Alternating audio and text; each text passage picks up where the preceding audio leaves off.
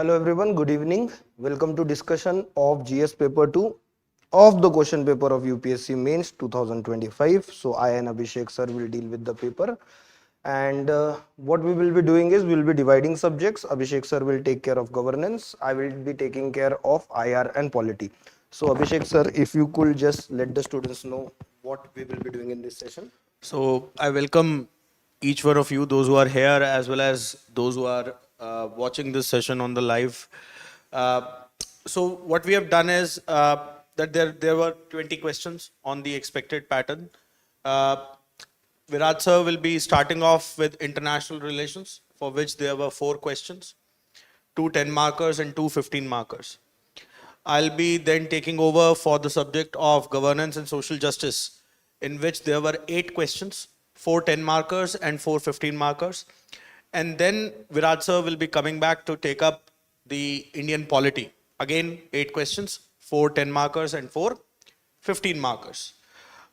So as we'll go about the session, both of us will try not just to give you the broad ideas, the approach, on how we should approach these questions. We'll also be reflecting on the nature of the examination. What has remained the same and what has changed, right? And we'll try and analyze this paper uh, to the angle that it not only helps you understand the exam, but since most of you who are watching this right now are preparing for the next attempt, so it will help you prepare better for the next attempt. So I'll now leave the floor to Viraj sir to start off with international relations. Thank you. Thank you, sir. Just before that, sir, there is a lot of noise that paper was absolutely unpredictable. I don't think that. मतलब more or less we were able to pick up at least the themes on which the questions will be asked. ठीक है? तो ये जो gimmick है बच्चों को डराने का, ठीक है? थोड़ा सा एलेबरेट कीजिए because बच्चे इसमें फंस जाते हैं and that creates uncertainty in their mind. No, I would say there were no surprises on the themes on which questions have been asked. If you look at the distribution also, rather they have restored the 21-22 pattern, because for the last couple of years, the governance and social justice section was coming off 85 marks and Indian polity was 115. So rather they have restored 1, 2, the areas on civil society, the areas on e-governance, likewise the doctrines, the unsaid part in the constitution, for example, constitutional morality has made a comeback, right? Earlier, if you analyze paper, especially on the 2019, 2020 onwards, the first, a question amongst the first couple of questions used to be on constitutional doctrines, right? Similarly, if you look at the international relations, they have emphasized on the traditional areas. Yes, they were in news. India, Africa is a traditional area. The cooperation is not new. The cooperation has been going on since the Nehruvian times. And obviously, Viraj sir will be able to better, reflect on this as an expert for IR. But the point is, there were no surprises. There were twists. Twists in the manner the questions were framed. And if you can boil down a question to the part, topic, subtopic, and dimension, I believe this was one of the easiest papers in the recent years. It was not a difficult one. Yes, it required the awareness of current affairs. And that one takeaway, if I would say, and that I would refer from question number 2 regarding the tribunal, because the Tribunal Reforms Act came up in 2021. And they have asked here in 2025. Now, when you study tribunals, obviously you will study the background of it as well, that how it came about. Right, the portions of the constitution, but also the various judgments, the case laws. Right, so that is where you need to pay emphasis on, but those are the fillers in terms of how you dress up an answer. But the core concept remains the same. How relevant are the tribunals? I mean, just a snapshot of what we are going to discuss. So it has been asked in the traditional areas. There were no as such big bang surprises which were there in the paper. The paper, yes, the moment you have interpreted it right, and that key is the interpretation, because certain questions, even 10 markers, were long read. They were long questions. So there is always a tendency in the examination to jump the gun. Whenever we see a question, we tend to jump the gun and immediately start writing the answers. And I always say this to all the students that I come across, that whenever you see a question and whenever you start writing, okay, take a 10-second pause. That 10-second pause can actually make or break your game, because they say think twice before you leap. There's a saying, right? So always take that 10-second pause, and once you have deduced that question to its most precise levels, the answers were a cakewalk. Okay, so I hope with this premiere, we'll be able to better reflect in terms of analyzing this paper, the agenda of today's session. So over to Viraj sir now. Thank you, sir. Thank you so much, sir, and thank you for sharing the stage with me, sir. Sanjay, ठीक है. So first and foremost, pen और copy निकाल लो, ठीक है. प्रवचन नहीं है. It is something. What we will do is we'll try to focus upon methodology. ठीक है. I say this again and again कि UPSC aspirants को ना there is no lack of content. What they basically lack is the way in which that content has to be used. What we will do is we'll focus on methodology of answer writing. We will focus on why the question was asked, what basically has to be your reasoning when you provide the answer, and third is how to build that structure. इन तीन चीजों पे we will basically focus. I and Abhishek sir both. ठीक है. So let us start with IR. The first question that we were taking into consideration when it came to IR, देखो, one thing is for certain that UPSC in all the years that it has asked questions on IR, now what it will do is one question will basically focus upon a area. ठीक है. One question will basically focus upon an area. Africa के ऊपर for sometimes there was no question, so we had in a way predicted that Africa will be in focus again and Africa पे question आ सकता है. देखो, otherwise what we see is in the last 1 year West Asia was in news, but West Asia has been asked too often in the recent years. ठीक है, it has been asked too often. Plus what we have done with Africa is we have come up with new initiatives that were not that much in news. ठीक है, because देखो, frankly speaking, Africa is not a glamorous continent for that. मतलब not because मतलब मैं racist हूँ, just saying कि Africa in that way is not a glamorous continent or not a glamorous region. So what we do in Africa ना, that is not much focused upon in the media also. हाँ, कहीं पे एक line आ जाएगी, but yes, it was in news. The platforms that we have built with Africa and the partnerships that we have built with Africa ना, they were in news. हमारा काम है उन partnerships पे to elaborate what will be basically the future of India and Africa together. ठीक है. Question again was not that difficult if you take into consideration this question. If you basically take into consideration this question, and if I let you know what was the logic behind asking this question. Now, what basically was the logic behind asking this question?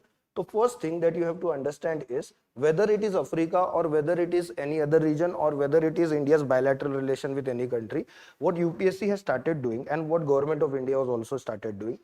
And because government of India is doing it in its foreign policy, UPSC is asking those questions. We have moved from traditional approach or traditional relations, that is cultural relations, security relations. Dekho, these are still important, but what do we see, what do we basically see in recent years is we are getting into new domain. For example, energy cooperation, for example, space cooperation, for example, AI cooperation. Okay? So please take into consideration these areas, and in the coming times also when you will be expected to write your 2026 ka mains na, again question on cooperation will be built upon a new tool of cooperation, new tool with which countries will interact with each other.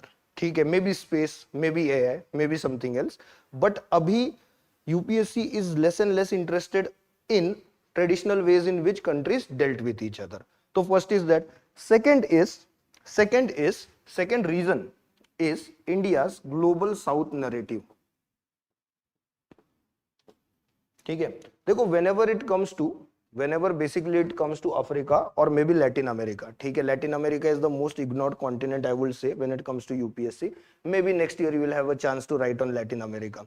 ठीक है, because in coming times we are going to have a lot of visit by Latin American heads of states and heads of government to India, and our head of government, that is Prime Minister Modi, will also be visiting those countries. ठीक है. So when it comes to Africa and Latin America, use this particular narrative of South-South cooperation, and India also focuses on it. India basically also focuses on it. So this is another reason that orientation of the question has been in that direction. ठीक है. With respect to West Asia, you may not use it, मतलब वो chance कम है. With respect to Central Asia, also it does not fit in the definition as such. ठीक है. But with respect to Africa and Latin America, ये fit होता है, and you have to take it that. Third is India's emphasis over the last 3 or 4 years, or I will say last half a decade, on global digital divide.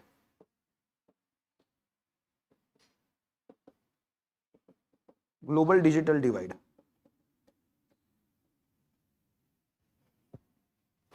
ठीक है. India had emphasized upon it in the last G20 summit also. India had emphasized upon it in the last BRICS summit also. ठीक है. And last will be of course, whenever you study in IR, whenever you take into consideration any region, any country, any continent for that matter, look into the influence of China. Indian foreign policy right now for UPSC aspirant, it cannot be studied in the right manner until and unless in that particular area, in that particular country, you are not considering what China is doing and how China is influencing us and how we are influencing by our efforts the reach of China. ठीक है. एक चीज, one thing I will make it clear over here, whatever the question might be, ना कभी ये मत लिखना, never write it down कि India's influence or China's relation with a particular country or that country's relation with China, suppose Uganda's relation with China, do not write कि we are against it. ये लिखना ही नहीं है. Why? Because Indian foreign policy का one of the principles is we treat all countries to be sovereign and equal and we do not interfere in anyone's internal matter. हाँ, our answers orientation should be कि influence of China should not push back our influence or our strategic importance or our requirements. ठीक है, your answer basically should be in that direction. So these are basically the 4 reasons on the background of which the question has been asked. ठीक है, whenever you study now, what I want you to do is any theme or any subject for that matter, what has to be done? First and foremost, now understand overall demand of that particular subject, and second is demand of that particular thing. So if I go by overall demand of a particular subject now, and if I take IR into consideration, दो ही चीजें matter करती है. How India is influencing the world and how world events are influencing India. That's it.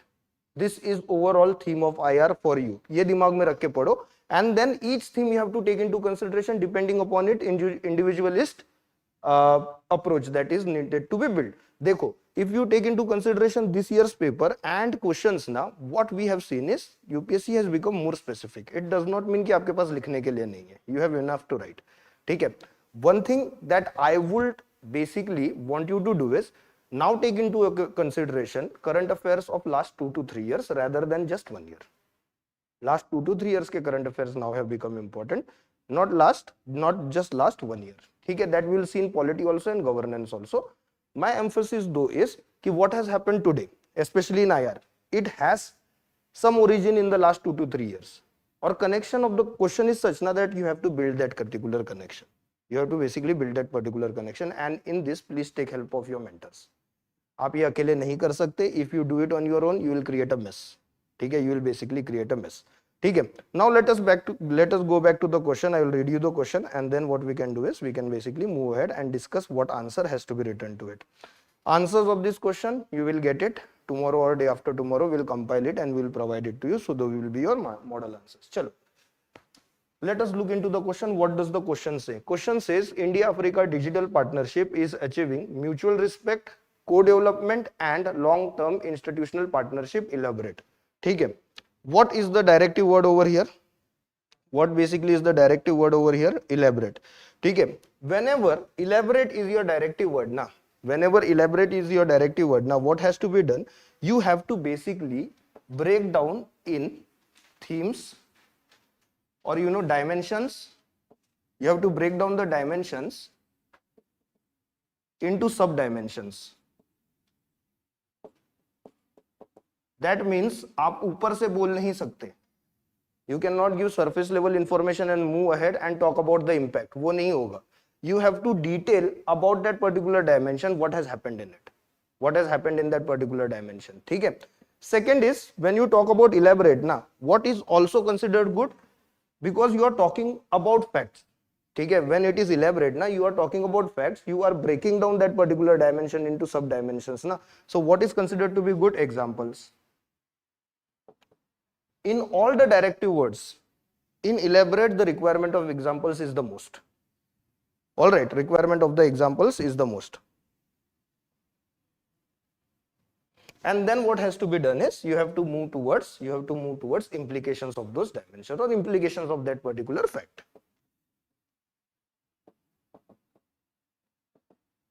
Done?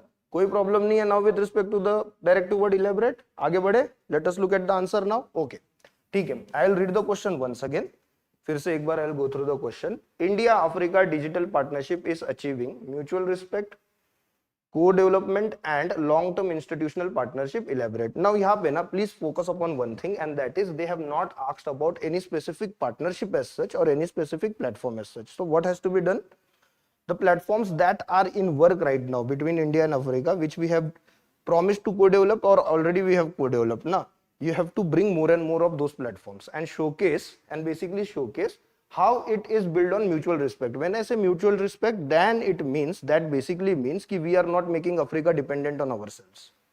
Okay, that is the first requirement of the answer. You have to showcase how we are not making Africa dependent on us. Second is co-development. Co-development mein you have to showcase how now the relation between India and Africa is not of a buyer and seller. It is not of a buyer and seller. ठीक है. This is the second requirement. This is the second point where you will focus. And the third point that you will be focusing upon is long-term institutional partnership. Long-term institutional partnership, whenever you see na, then you have to focus upon what could be the long-term goals that this digital partnership is wanting to achieve. So there are basically two fields. There can be more also, but at this point of time, as a student in the examination hall, the themes that should come to your mind should be education and health. फिर उसके ऊपर लिख दो. ठीक है. How it is a long-term plan that we are together developing. That's it. Now, based upon this, in the end, bring it to implication. Bring it to implication. Your answer will be done. Your answer basically will be done. In the beginning, what you can show is, in the beginning, in the introduction, if I had to build my introduction, in my introduction, what I will showcase, कि ठीक है, it is age-old relation. ठीक है. But what is happening with this particular age-old relation? It is entering into new dimensions, such as digital cooperation,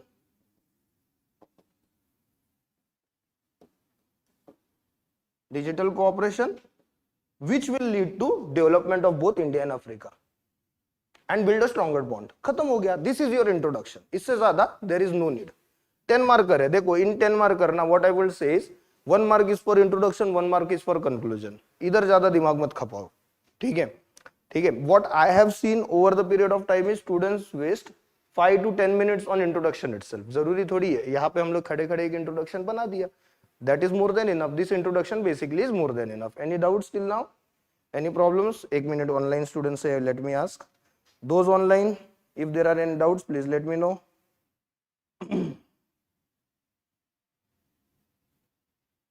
Guys, please feel free to ask questions and you also. यहाँ पे हो तो इसका मतलब नहीं है. You also are free to ask questions. ठीक है. गजानन कोई डाउट है? Okay, very nice. I'm so proud of you. Pratik, what's your name? Viraj. Okay. आपको मैं मिल चुका हूँ ना? What's your name? I forgot. Your? I forgot. Africa. Okay. ठीक है. One more thing that I want you to do, and this is homework for me. जो questions है ना, do the syllabus mapping of it. ठीक है. And for this, what you can do is use syllabus explained of GS core. Online मिल जाएगा. बस आपको connect करना है. What you have to connect is कि ये theme है. This is the theme and sub theme, and from here the question has been asked. And do it with all the subjects, starting with IR because that is my subject. क्यों प्रतीक? Okay, now let us go to the main body. Let us basically go to the main body. In main body, what will be your first focus? As I told you, first focus will be mutual respect. ठीक है, mutual respect. What you can also do is you can create a bridge sentence. What is a bridge sentence? Introduction and body के बीच में ना, what you can do is you can specifically direct your introduction कि हाँ ठीक है, digital partnership, what it is doing is it is creating a long term partnership which is based on this and this principles. ठीक है, अगर हम लोग mutual respect की बात करें तो what has to be showcased? We have to showcase how, what we have to write is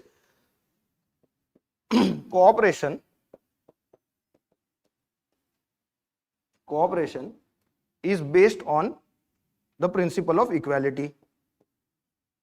It is based on the principle of equality and does not substitute sovereignty of African countries and African people. What has also to be put in when we talk about mutual respect is, India's orientation towards capacity building. ठीक है, अब यहाँ पे क्या करना है ना, you have to link capacity building with mutual respect. How is it? Basically, मतलब we are not acting like providers.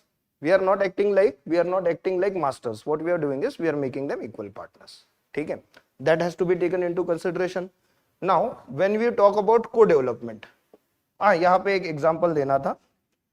तो in example you can mention, basically what you can do is you can mention Pan Africa E-Network project. It was started long back in 2009. Pan Africa E-Network project. Again, you do not need to go back and read thousands of pages for the purpose of, pulling up one or two initiatives. देखो, whenever there is an editorial in any newspaper with respect to India Africa cooperation ना, ये project उसमें रहता ही है. Name of this project will be there in it. And one more important thing with respect to this project was, who was pioneer of this project or who was the brainchild of this project? It was APJ Abdul Kalam. That is also the reason why this project becomes important. Pan Africa E-Network project. Pan Africa E-Network project. What does it do is, it links 55 African Union states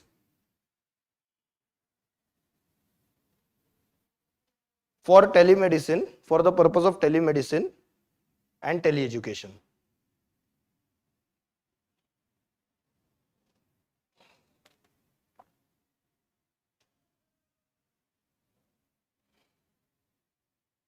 ठीक है, next is co-development. Co-development obviously means we are co-creating something with Africa. ठीक है, तो make that a point. What we are oriented towards is not buyer-seller relation.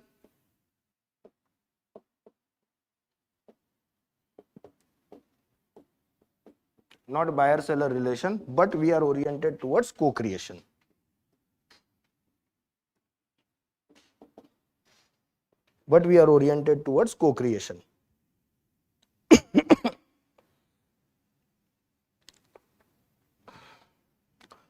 What this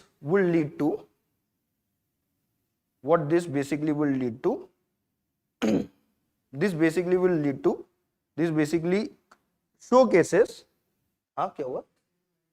Exchange of ideas तो है ही, बिल्कुल है, exchange of ideas. Apart from exchange of ideas ना, it also showcases India's orientation towards wholesome development of global south. That is intellectual development of global south, not just material orientation towards development. ठीक है, focus of co-development is to create new personals equipped with those particular skills rather than providing those particular tools to the African countries.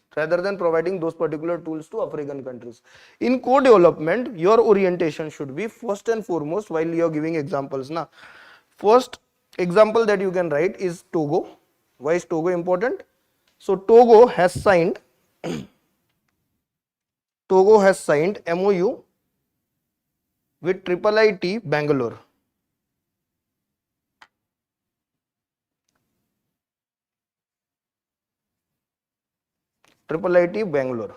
what it will do is it will enhance Togo's IT and IT enabled services का platform.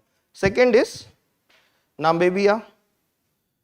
Namibia has partnered with National Payments Corporation of India, NPCI, for building UPI like payment system.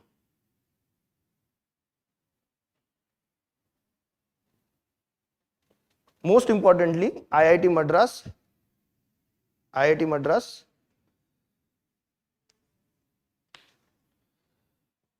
is building its campus in Zanzibar.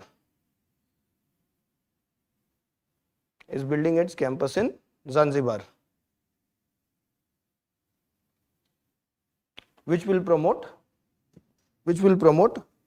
building and usage of information and communication technology, ICT, of information and communication technology. The oldest program of India in Africa is ITEC. And what ITEC has basically done over the period of time, it has created researchers in the field of science, mainly in the field of information technology. So what it orients towards? Co-development. Now if we talk about long-term partnership, तो long-term partnership में ना bring in, as I was telling you, specifically bring in health and medicine. ठीक है, showcase that India's partnership is oriented towards long-term development and sustainable goals, economically sustainable goals.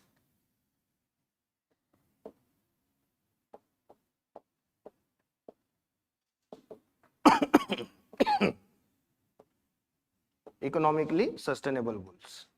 ठीक है, and यहाँ पे you may bring in institutionalized platforms like e-Vidya Bharati and e-Arogya Bharati. One focusing on education, one focusing on health.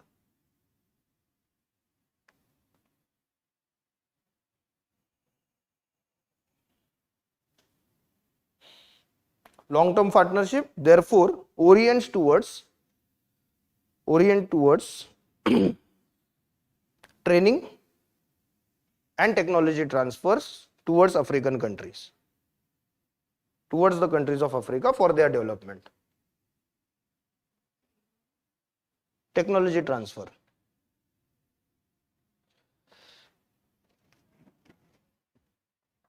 What will be the impact of it?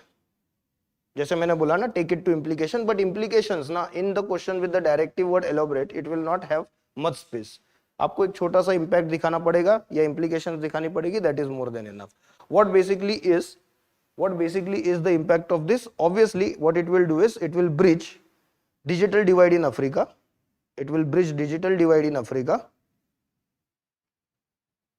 Empower e-governance, and most importantly, strengthen India's leadership role in global South. Strengthen India's leadership role in global South.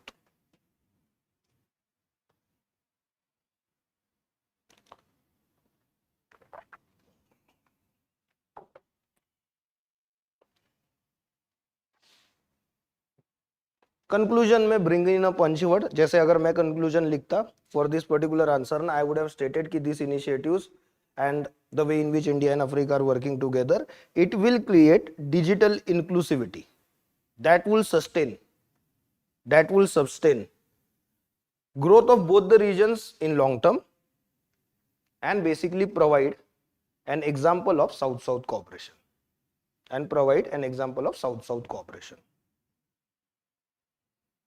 एक word डाल दो यार, एक punch word डाल दो, collaborative governance.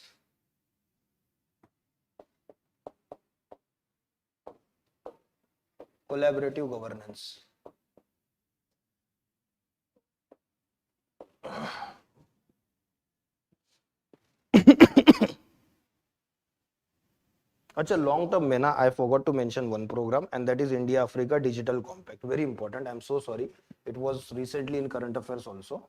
India Africa digital compact.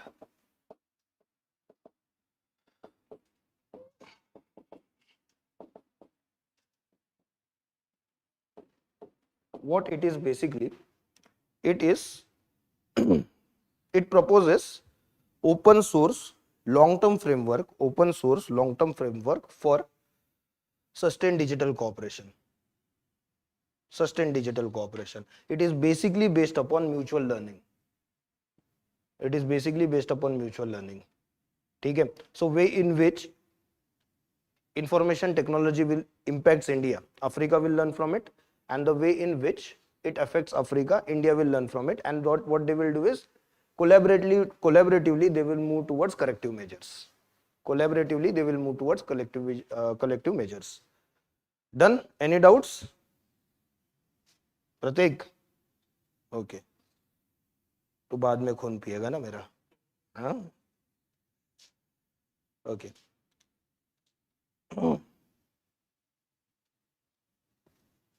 Yes, it is necessary. देखो, Yash is asking me whether it is necessary to write conclusion in all the questions. देखो, the thing is that now we had a topper in 2015, I guess, Ira Signal. What she had stated was she did not like introduction. She did not write introduction or conclusion. देखो, she was an exception. ठीक है. And you have to follow rule, not exception. आपको rule follow करना, exception नहीं follow करना. I respect her. Obviously उस exam में मैं फेल हुआ तो वो पास हुई थी. Obviously I have to respect her. ठीक है. But what I am saying is, any answer is an organic whole. It is a small piece of literature. आप ऐसा नहीं कर सकते कि एक पार्ट लिख दिया दूसरा पार्ट नहीं लिखा. There has to be wholesomeness. ठीक है. देखो, two things are to be in your answer. First is, when a reader reads it, now when an evaluator reads it, now he should get a sense of continuity, and second is he should get a sense of wholesomeness. Both these things are necessary. ठीक है. Conclusion will bring that sense of wholesomeness. Most of the students परेशान होते हैं with respect to what has to be written in conclusion. My experience is conclusion is something that students develop over the period of time. अभी अगर नहीं लिख पा रहे हो, it is completely fine. Try to write it. धीरे धीरे you will build over it. देखो, conclusion, well, it will get better ना when your main body is compact. Answer का main body when it is compact ना, conclusion अपने आप fine tune हो जाएगा. There is no need to put any special effort on conclusion, I would say. ठीक है. Let us move towards next question. Second question की तरफ बढ़ते हैं. If there are any doubts, please go ahead. पूछ लो.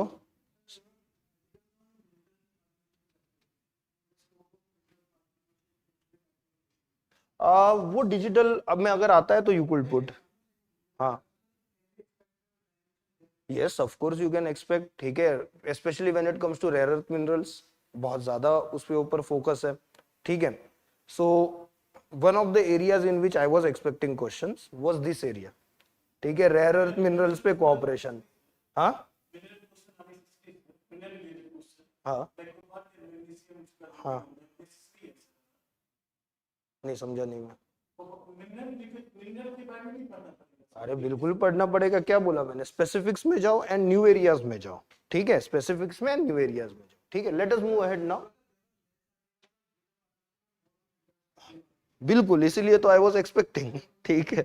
But उन्होंने थोड़ा googly कर दिया. No problem. ठीक.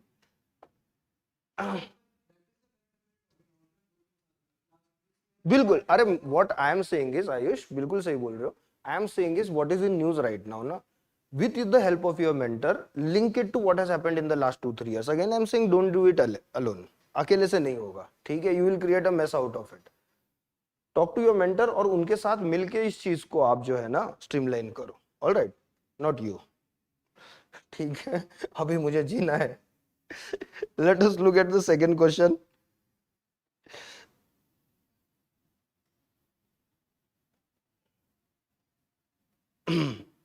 Let us look at the second question.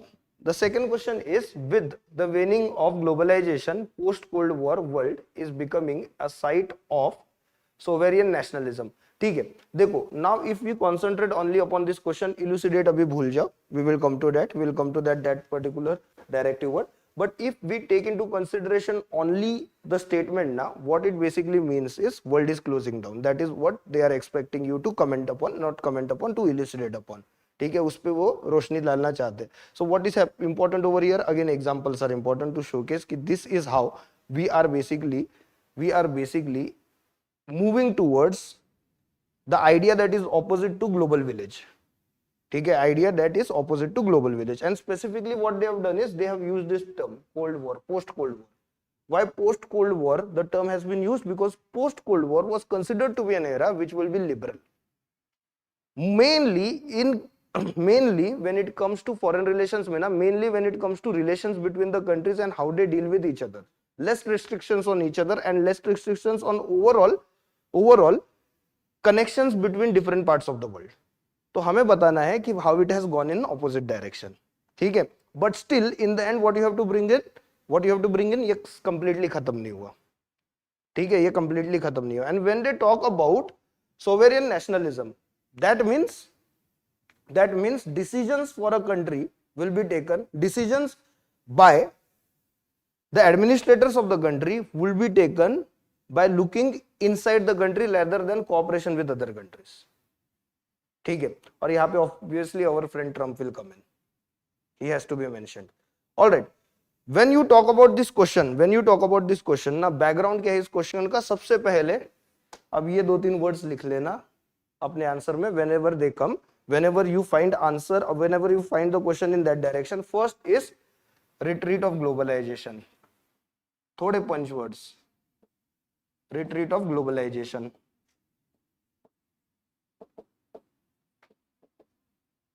Again you have to showcase कि ये अचानक से नहीं हुआ है, it has been happening for some years. For example UK moving out of EU, Brexit, ठीक है. Then what has to be shown? Then what is the background? Another background, what we see is rise of supranationalism or nationalism, ठीक है, rise of sovereign nationalism, that is dominant nationalism. What has to be done is sovereign nationalism. What basically has to be done is यहाँ पे ना cause effect relation you have to build, ठीक है, and that is what elucidate is also about. Question का one part you have to show it how it is in cause effect or logical reasoning वाला relation with the other part of the question. तो यहाँ पे you have to show because this happened, this happened, because this happened, this has happened, ठीक है. In elucidate ना what will happen is number of examples will become less, but still examples will be important. You have to more focus upon theoretical dimension. You have to more focus upon theoretical dimensions. ठीक है. Moving now to the answer itself. When you start your introduction na, mention how global order after the Cold War was oriented towards borderless liberalism.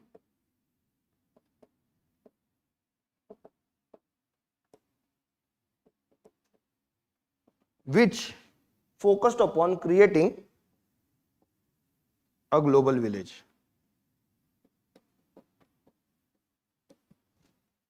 Which focused upon creating a global village.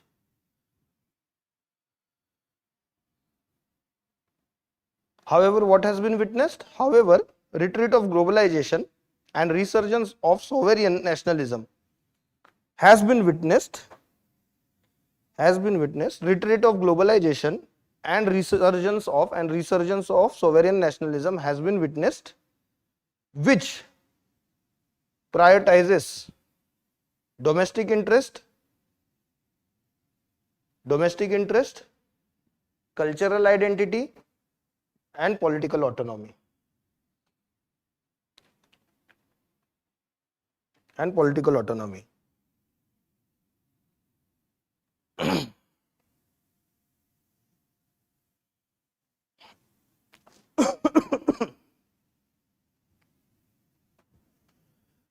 In main body ना सबसे पहले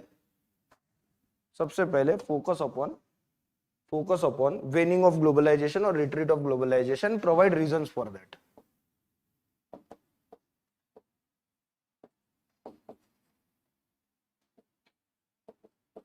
Waning of globalization पे first and foremost provide reason for that. What it has done is it has impacted economically those countries which were not at the fault of economic disaster.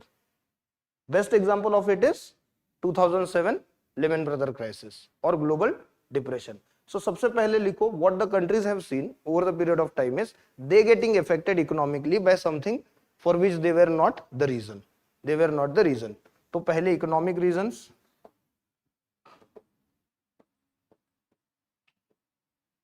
Second is interdependence leading to supply chain obstacle. Supply chain obstacles.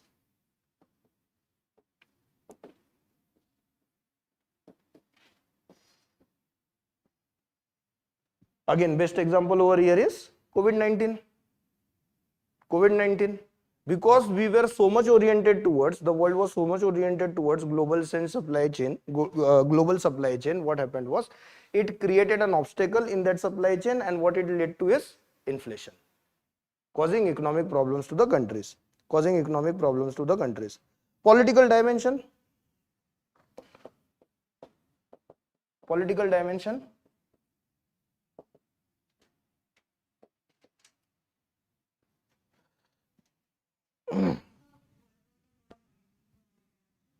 In economic dimension, the first point, it was with respect to interdependence. It was with respect to economic interdependence, in which countries suffered who were not basically culprits of economic mismanagement. When it comes to political dimension, orientation should be what happened was cultural identity was perceived to be under threat because of multiculturalism, which is promoted by globalization, ठीक है, and that basically led to political isolation, politics of political isolation.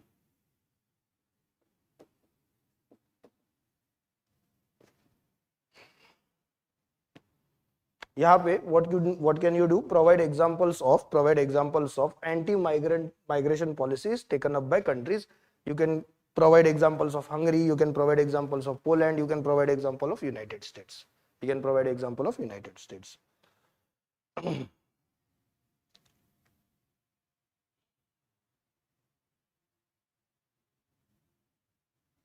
And lastly, digital dimension.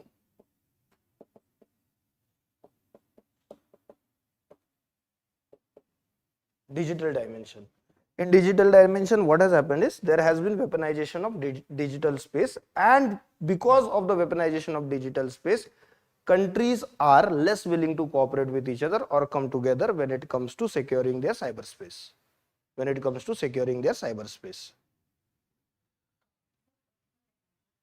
Political dimensions हो गया. Now we are moved into digital dimension. उस पे आ रहे हैं हम लोग, ठीक है. Brexit is again dominant nationalism, ठीक है. We are coming to that. We have now showcased the reasons for retreat.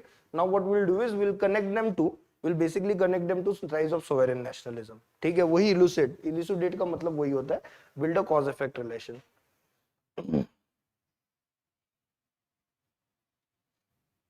Technological dimensions में what you can write as an example? Data localization basically is the best example, ठीक है. Even European Union's GDPR, the law upon data localization, ठीक है, data privacy, data localization, you can give it as an example. Now what has been the result of it? मुंह बंद कर, मुझे उसमें बैठ के नहीं लेना lecture. What has been the result of it when you talk about rise of sovereign nationalism? First is economic nationalism. And from where do we see economic nationalism? We see economic nationalism from the point of view of adopting protectionist trade policies, which are against the principles of globalization. Because the countries feel what it will do is they will secure their interest when it basically comes to creating jobs or securing their market. यहाँ पे example what you can do is provide USA का America first tariff policy, ठीक है. USA का America first tariff policy. आत्मनिर्भर भारत का example, do not write it. Do not write it, ठीक है। कुछ बच्चों ने पूछा था लिख सकते हैं क्या, नहीं लिखना है, ठीक है, डू नॉट राइट इट। देखो Atmanirbhar Bharat, one more reason do not write it, and because it is also based on cooperation, ठीक है, ग्लोबल कोऑपरेशन पे it is based. Second is political nationalism, wanting to secure political power, wanting to secure your nationalism. What it has led to, it has led to you creating obstacles. What it has led to, you creating obstacles from the point of view of you not getting influenced by other powers or groupings, ठीक है। when you talk about political sovereignty, political nationalism, ठीक है, what these events have done, they have created a situation where you want to be isolated, where you want your decision making to be isolated, where you want your decision making to be isolated. Here what you can do is you can provide Brexit as an example, and also you can provide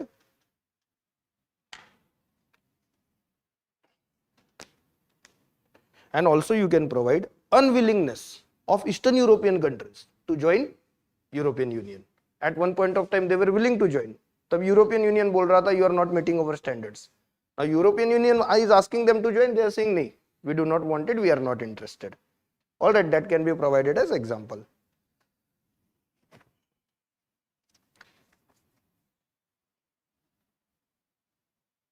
Then coming to strategic or geopolitical nationalism. Strategic or geopolitical nationalism.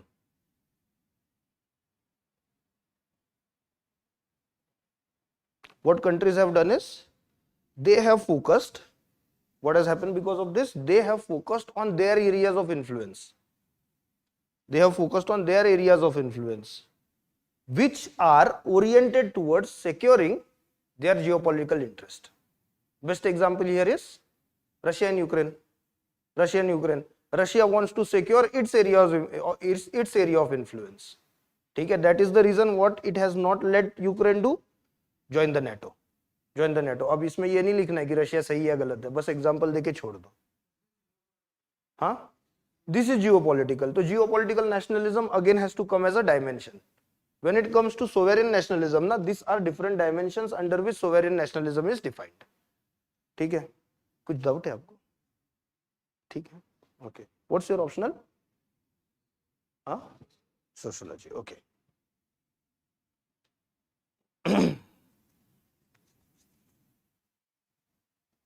ठीक है, now don't write this in your answer, but these are basically the bridging lines. So why this particular shift has happened? First and foremost, failure of globalization. In your answer na, basically pinpoint this particular bridging points.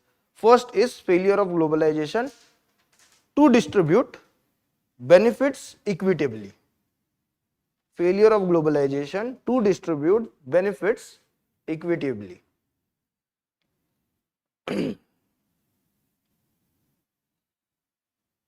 Second is over dependence on global supply chain, which itself was vulnerable. Over dependence on global supply chain, which itself was vulnerable.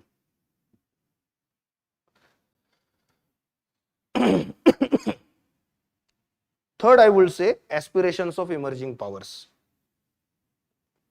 Aspiration. Multipolarity is also the reason that we are moving towards, or we have basically moved towards sovereign nationalism, ठीक है। aspiration of multipolarity, हाँ बोलिए, aspiration of multipolarity is also the reason. जब आप multipolarity के बारे में सोचते हो, what it basically means, what does multipolarity basically mean? Local गुंडा बनना है, ठीक है, मोर और लेस दैट इज मल्टीपोलैरिटी। आपको लोकल गुंडा बनना है, तो व्हेन आपको लोकल गुंडा बनना है ना, व्हाट विल यू डू, आप किसी और को you will not let interfere, and this is all, मतलब this is totally against the philosophy of globalisation. Globalisation में एवरीवन कैन इंटरफेयर एवरीवेयर, ठीक है। Multipolarity does not allow that, the idea of multipolarity basically does not allow that. And last is erosion of western dominance, erosions of western dominance. Why globalization basically peaked at one point of time? Because US wanted it to peak, western dominance wanted it to peak, ठीक है। Over the period of time, two things happen. One, I will say western countries started feeling the benefit of globalizations no longer are received by them, and second is Western powers themselves started declining in their dominance. So even if they want to push globalization, जैसे they want to push globalization with respect to some aspects, for example military aspect, ठीक है, but they are not able to do the same. They are not able to do the same. Done?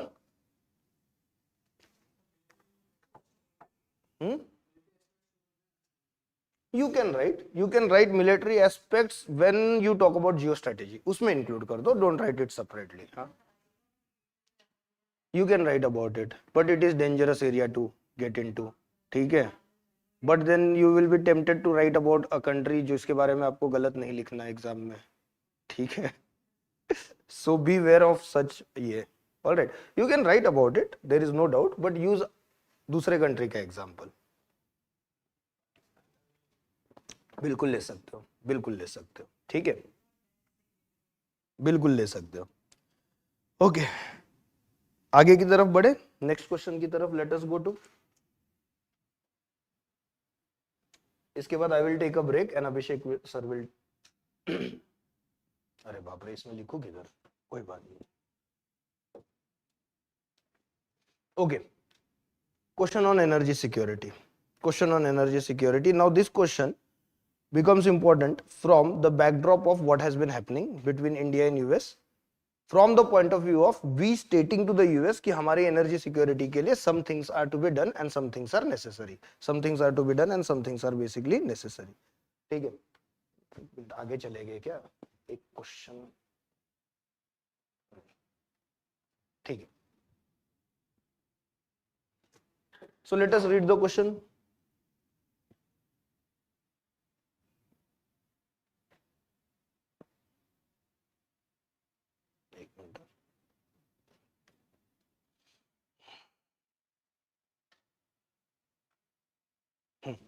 Let us read the question. Energy security constitutes dominant kingpin of India's foreign policy and is linked with India's overarching influence in Middle Eastern countries. ठीक है.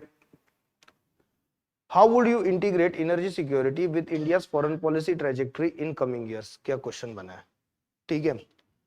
Now when we talk about energy policy of India, ठीक है, first and foremost energy policy has to be connected with economic development. ठीक है, which is one of the course of India's national interest. वहां पे उसको लेके जाना है. Now energy security from the background of what we are looking at this point of time, you have to basically focus upon two types of diversifications in your answer, and that diversifications are oriented in India's foreign policy also. First is diversification with respect to source of energy. Source of energy मतलब renewable, non-renewable, that. ठीक है, and there you have to show how India's foreign policy basically has integrated. ठीक है, कैसे वो integrate कर रहा है different types of energies में, उसको integrate करना है. And second you have to look into another source of energy, and that source of energy is energy आ किस country से रहा है, energy source आ किस country से रहा है. ठीक है, for example hydrocarbons, for example solar energy, for example you can take into consideration gas, shell gas. ठीक है, उस तरह से you have to orient this particular question. इस तरह से basically you have to orient this particular question. देखो, one of the reasons given by India when it comes to this discomfort that has been developed between India and US is we are not allowed to choose our energy diversification by US. ठीक है, और अगर पिछले एक आध महीने का या 2 महीने का, तो दिस पर्टिकुलर क्वेश्चन ना it is more oriented towards recent current affairs, very recent current affairs. ठीक है, तो अगर आप एडिटोरियल्स भी देख लो तो फोकस वाज ऑन दिस कि कैसे एनर्जी डाइवर्सिफिकेशन इज मोर और less necessary and how it has to be oriented in overall Indian foreign policy. लेकिन सबसे पहले connect energy security economic development and showcase how it is in India's national interest. It is basically in India's national interest. ठीक है, okay, 2 minute. So now it is a 15 marker question ना. यहाँ पे what you can do is in 15 marker question ना, if available you can use some data. You can basically use some data. Don't do it in 10 marker क्योंकि space बहुत कम है. 10 marker में data if available write it in the main body itself. Main body में उसे integrate करो. In 15 marker for the purpose of introduction ना, for the purpose of providing introduction, वो अच्छा बन जाता है. ठीक है, so what I will do is first and foremost mention that India is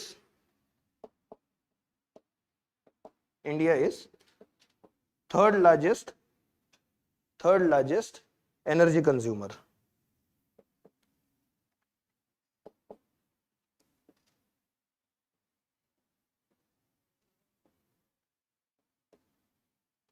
most of which is imported.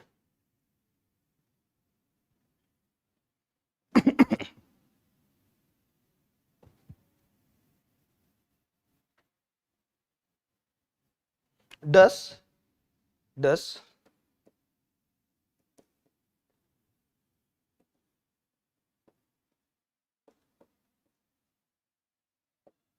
challenging India's economic development and national interest if challenging India's economic development and national interest if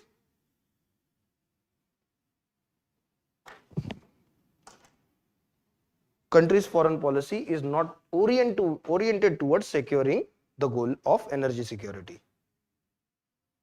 Country's foreign policy is not oriented towards shielding the goal of India's energy security. What is energy security? Another way in which you can start your introduction is by defining energy security. What is energy security? Energy security is availability, accessibility, affordability and sustainability of energy sources. ठीक है? Creating availability, accessibility, affordability and sustainability of energy sources. What you can do is, otherwise you can mention this definition in your main body. ज़्यादा अच्छा होगा if you use it in introduction itself. ठीक है? तो energy security से शुरू करो, data से शुरू करो, which I have provided, that is third biggest consumer. उसके बाद what you do is, you have to provide कि energy security is this and it is necessary for economic development. Hence, what is the orientation? What should be the orientation of foreign policy? To secure it, to shield it. ठीक है? In that way, you can frame your introduction. In that way, basically, you can frame your introduction. In main body, सबसे पहले what you do is, in this question, in the main body, सबसे पहले what you do is, because the question is specific to, first part of the question is specific to Middle East. तो सबसे पहले क्या करो ना, सबसे पहले क्या बोलो ना, current stage of India's energy dependence on Middle East, उसको एक बार शोकेस करो. ठीक है? Showcase it once. ठीक है? So what you will do, you will mention, you will basically mention with respect to data energy imports from this part of the world.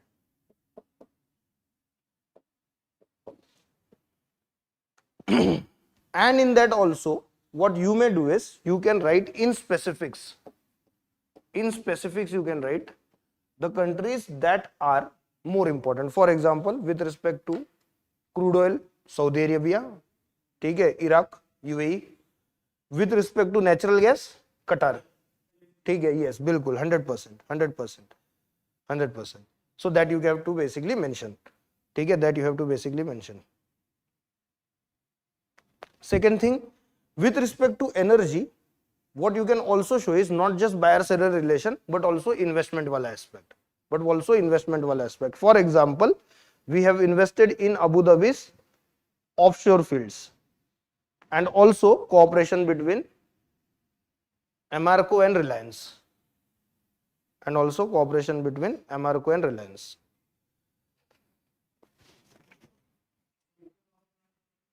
Nuclear power not, देखो Saudi Arabia is oriented towards nuclear power and India is one of its partners. ठीक है? But यहाँ पे अपने को दिखाना है India का डिपेंडेंसी. ठीक है? So Saudi Arabia, if it was providing us something in nuclear power, तो you could write over here. But we are providing, we in a way are guiding them with respect to their nuclear energy program. ठीक है? Second is, from the point of view of energy itself, you can link it to diaspora and remittances, because it is from the revenue of petrodollar that what happens is हमें वो remittance मिलता है. And what is balanced? Our forex is balanced. Our forex is balanced. So you can link it there. And lastly, from energy security point of view itself, bring in maritime security also. Bring in maritime security also. बीच में बहुत ये हो गया था ना, हालालाला हो गया था. Why? Strait of Hormuz. Iran ने बोला था बंद कर देंगे. All right.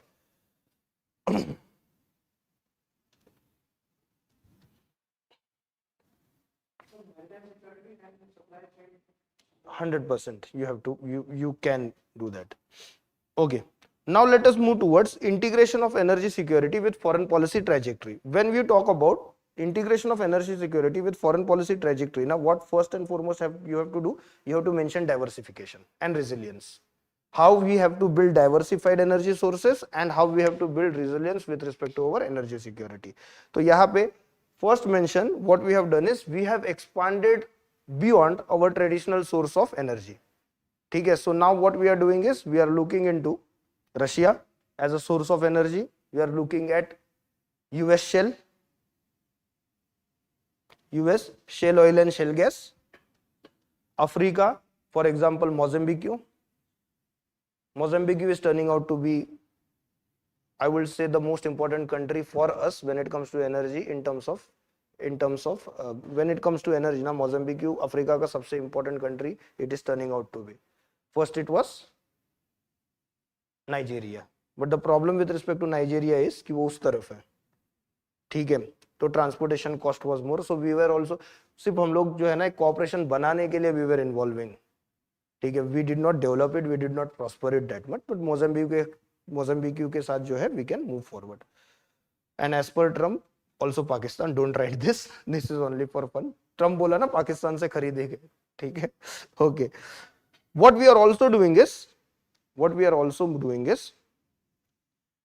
we are avoiding through this what we are doing is we are avoiding over dependence on Gulf region, which in itself is volatile.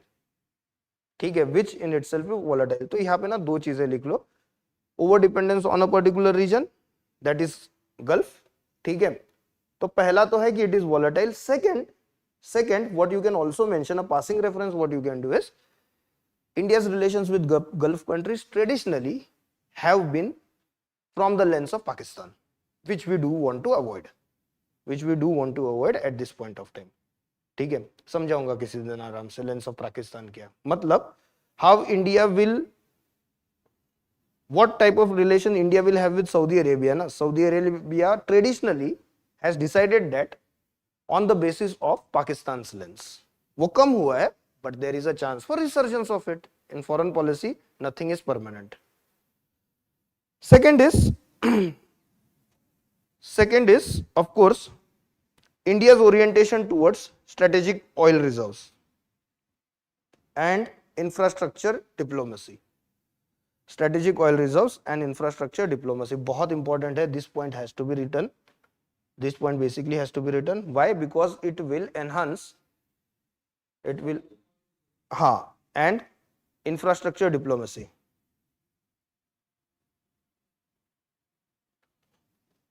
What are strategic oil reserves? जब आप capacity build करते हैं to store oil, ठीक है? At this point of time we are working with UAE and we will build strategic oil reserves first and foremost in three places, which are they? Visakhapatnam, Mangalore and Padur. Visakhapatnam, Mangalore and Padur. Infrastructure में which point you will mention? देखो तापी तो नहीं हो रहा है, पुडूर. देखो infrastructure में, energy infrastructure में और एनर्जी इंफ्रास्ट्रक्चर डिप्लोमेसी में ना first and foremost Mangalore Tapi is not happening. IPI, that is Iran, Pakistan, India, is also not happening. So what you can do is you can mention international north-south transport corridor, the link between India through Iran and Russia. India, Iran, first Central Asia and the Russia. ठीक है? You can basically mention that. You can also mention IMEC, that is India, Middle East, Europe corridor. एक और चीज आप mention कर सकते हो, थोड़ा ज्यादा हो जाएगा, but you can still mention it, and that is Chennai Vladivostok corridor. Focus of Chennai Vladivostok corridor, वैसे तो दे आर सेइंग कि डेवलपमेंट ऑफ फार ईस्ट है, but focus is on fuel. Focus basically is on fuel.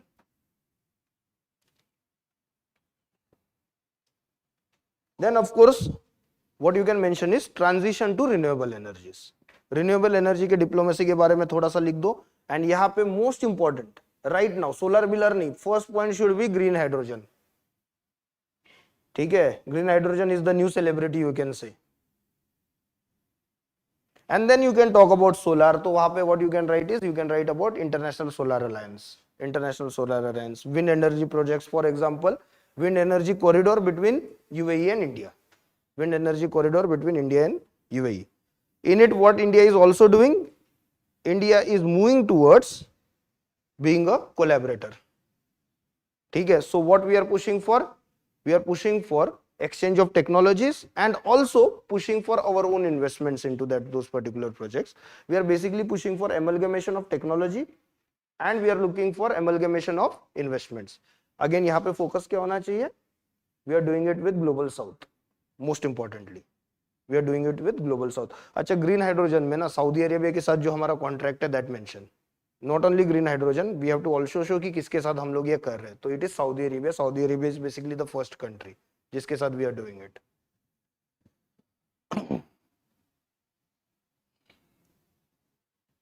Also, energy diplomacy has to be seen from the background of geopolitical balancing. It has to be seen from the background of geopolitical balancing. ठीक है, तो यहाँ पे you can write the example of we balancing Saudi Arabia in Iran. ठीक है, Saudi Arabia in Iran, and at the same time what we are also doing is, we are balancing China's influence in West Asia through I2U2.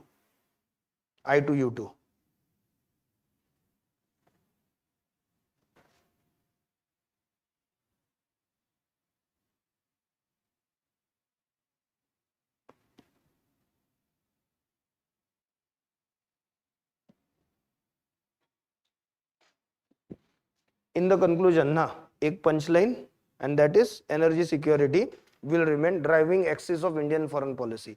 अब ये line है ना, कहीं पे भी use करो, स्पेस में यूज करो, AIA में यूज करो, ठीक है, any tool that creates cooperation between India and other parts of the world ना, उसमें यूज करो कि it is now the driving force और driving axis of Indian foreign policy.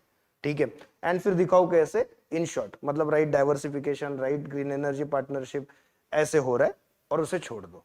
ठीक है, और उसे छोड़ दो, that will be your conclusion, that will more और less be your conclusion.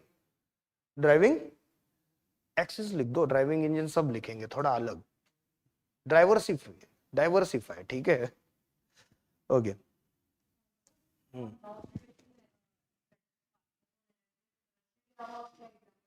Russia के अलावा central Asia, Australia is another example. So we are, मतलब वो मैंने बोला नहीं क्योंकि ज्यादा एग्जांपल हो जाते, but we are cooperating with Australia in exploring their gas resources, LNG resources. ठीक है, इसमें मैंने न्यूक्लियर वाला नहीं डाला. The reason for that is nuclear energy में much is not happening right now, इसलिए I have not put it. But if nuclear energy comes up ना, then Canada तो छोड़ो अभी, मतलब we are not cooperating that much, but Canada is basically an example जहाँ our cooperation is building or was building एक साल पहले तक. Second is of course again Russia is there, and then Kazakhstan. Also one more example will be in technology term with respect to nuclear energy, not source. ठीक है, it is Japan, Mitsubishi. ठीक है, Mitsubishi. आगे बढ़े, last question from IR. क्या हुआ, थक गए? ओह,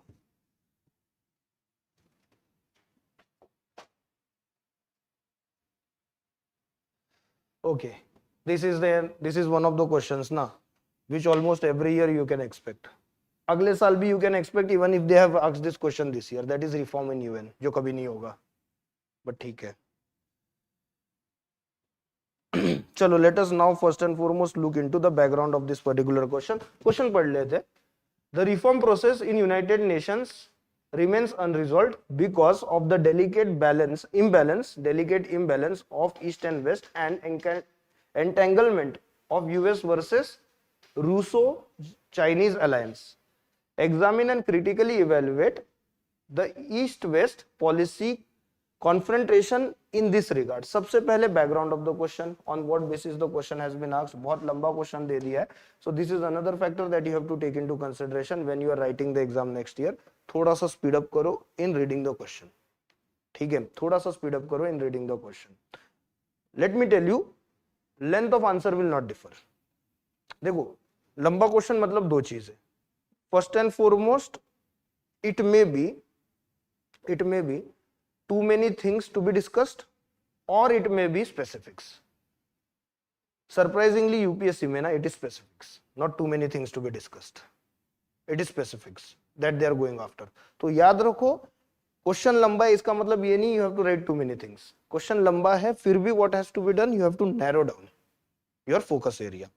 What has to be the background on which the question has been asked? First background is of course UNSC reforms. India has been calling for it. In fact, last year there was meeting of G4 also. ठीक है, G4, which are the countries?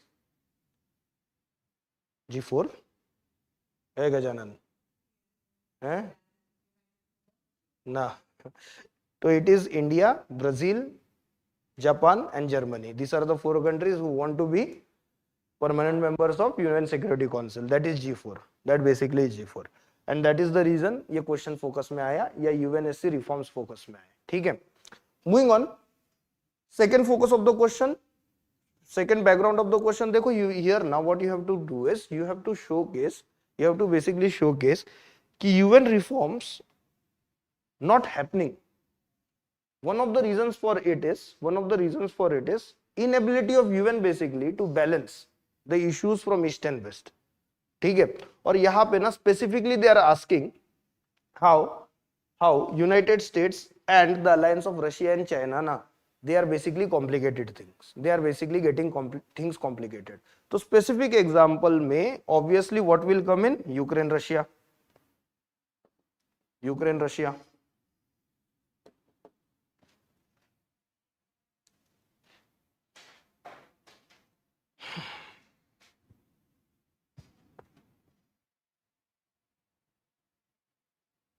And then of course there has been orientation of Prime Minister Modi stating that UNSC has become outdated. He stated this in 2023 when G20 happened in India. He had stated क्या हुआ है, UN जो है ना वो outdated हो गया.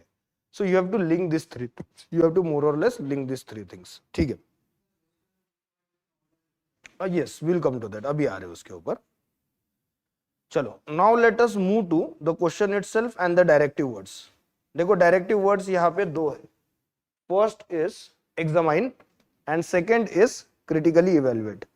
First is examine and second is critically evaluate. So when it comes to this question now, and the directive word is examine, that means you have to basically specify the causes. ठीक है. Examine में the fact that is been provided ना, उसमें क्या था, elucidate में both the things are given and you have to show cause and ये relation. ठीक है. यहाँ पे you need not basically focus on what has been given in the statement itself when it comes to causes. ठीक है. More orientation should be towards it, but what you can do is you can move beyond it. You can basically move beyond it. तो यहाँ पे ना you have to basically outline the causes की reforms क्यों नहीं हो रहे. ठीक है. Second is critically evaluate. Critically evaluate मतलब you have to showcase limitations. You have to basically showcase limitation and you have to highlight the impacts of those limitations. You have to highlight the impact of those limitations. आधे जाते जाते what you can do is you can balance your answer by stating way forward. That you have to more or less do when it comes to critically evaluate. ठीक है, वो आप कर सकते हो. बाकी keywords we'll discuss when we are looking into questions of polity. अब इसमें क्या करोगे आप? What will be your introduction? फटाफट बोलो. Online students also can contribute. अब मैं थक गया हूं थोड़ा.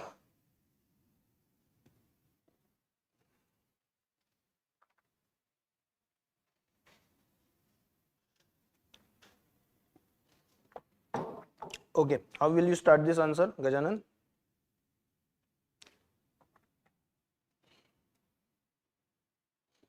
ठीक है. Firstly, mention about UN reforms. What is UN reforms? To make UN more inclusive when it comes to decision making. When it comes to decision making, that you have to mention. And then what you have to do? Then what you have to do is you have to specifically mention it has been unresolved, and one of the reasons for that is power rivalries between East and West. Power rivalries between East and West.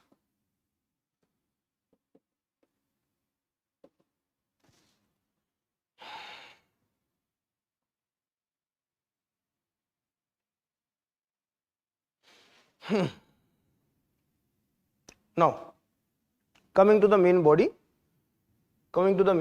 mention what basically are in specifics. Yeah, तो अपन ने what we have done is we have given a general definition of what is UN reform. Now come to what specifically UN reforms mean. What specifically UN reforms mean? So first is UN Security Council का expansion. First is expansion of UN Security Council. ठीक है, that goes without saying. And also, right, what is the reason for it? So that Global South can get voice. Global South can get voice with respect to governance of the most important global body. यहाँ पे चाहिए तो G4 का mention you can do, but please remember G4 में all are not Global South countries. ठीक है, but you can mention it. Second is institutional rebalancing.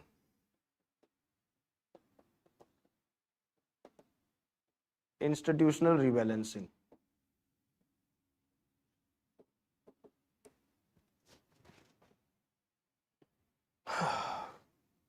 Institutional rebalancing basically means orientation of the institutes within UN. What has been seen is the direction from where the decisions are taken, not only of UN Security Council but also of other bodies of UN. It is from the perspective of West. What is therefore needed? What is therefore needed? Perspective of developing countries. देखो, the problem is developed countries use UN platform for the purpose of solving problems of developing countries जिनके बारे में उनको शायद पता भी नहीं है. ठीक है. What this therefore orient towards is participation for sustainable development.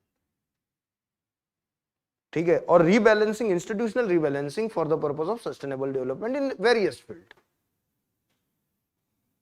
And lastly is functional reforms. Functional reforms. When we say functional reforms, it is operational reforms. For example, budgeting of UN. For example, mandate of peacekeeping. And inclusivity when it comes to global governance.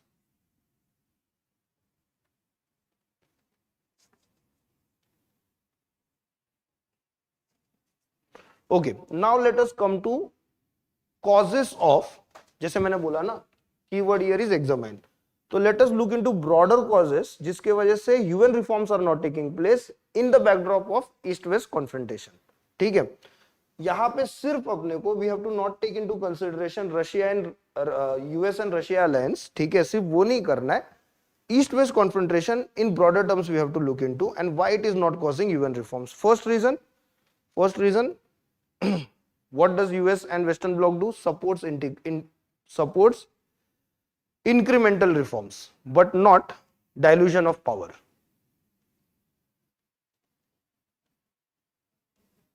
Okay, supports incremental reforms rather than dilution of powers. One more thing, you have to link एक particular term होता है ना, rule based international orders. What you have to do is you have to link how rule based international orders is linked to their vision और their perspective, that is democracy और liberal norms. Their perspective, that is democracy और liberal norms, which may not be the case when it comes to global order.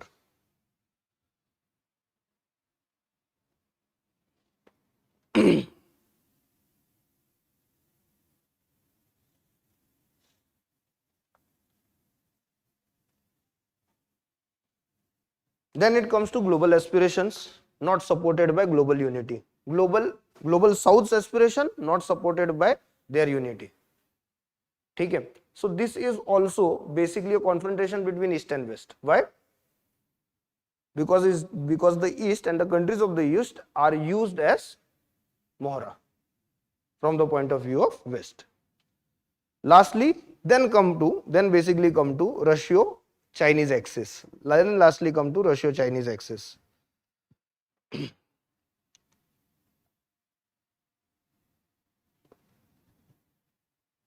What is the narrative given by Western powers? Narrative given is East is overrepresented. East is overrepresented, and East is overrepresented more from the point of view of Asia. ठीक है, for the purpose of UN Security Council, Western countries consider Russia to be an Asian country rather than a European country.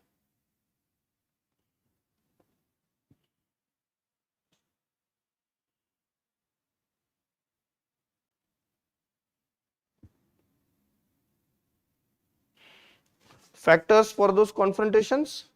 सबसे पहले geopolitical rivalry. When it comes to confrontation, we have stated what type of confrontation. Now factors for those confrontation. सबसे पहले geopolitical rivalry. First will be geopolitical rivalry. Second is imbalance of power.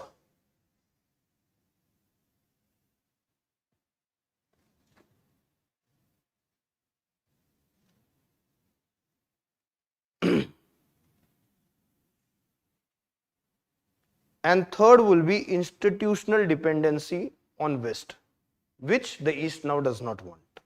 Institutional dependency on the West that the East does not want.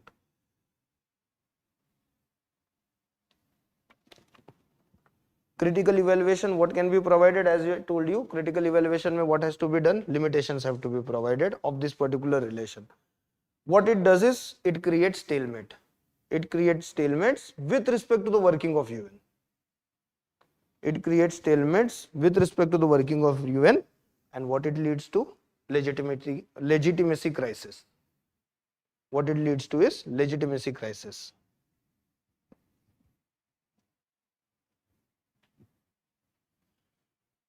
Second, it will also lead to, or it also leads to, it basically also leads to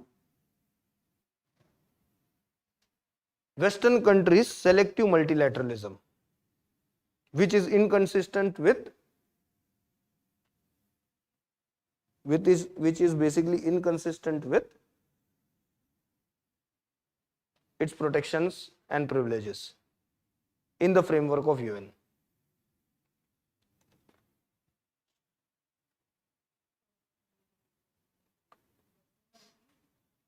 Selective multilateralism. Last is, what it has done is, it has created something called as Russia-Chinese obstructionism. Russia-Chinese obstructionism. What is obstructionism? The only tactic that now I have to make myself heard is create problems. That is obstructionism. It is a political tactic. जब आपको लगता है इसी तरह से मेरी बात सुनी जाएगी, ठीक है? So what the global order now is saying is the alliance between Russia and China moving towards the direction of obstructionism. All right. In point you can write defensive status quo of Russia and China alliance. What it does is, it hinders evolution. It hinders evolution of reforms. It hinders evolution of reforms. देखो, even if reforms are in the direction of East, now what will happen is, for the purpose of showcasing their protest or making themselves noticed, वो लोग क्या करेंगे? They will not let it happen, and it has been seen in the past. Reforms क्या है? Sorry, way forward के, as I told you ना, in critical evaluation, right way forward. ठीक है? Negative points बताना है. Critical evaluation mainly means state limitations. उसके बाद में limitations के बाद में you have to show some reforms, show some way forward. Way forward में क्या आएगा? सबसे पहले will be follow middle path. Follow middle path.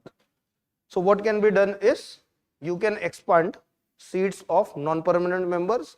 Second is, you can expand permanent members but limit their veto power. Expand permanent members, that is bring in more permanent members, but उनका veto power जो है ना वो limit कर दो.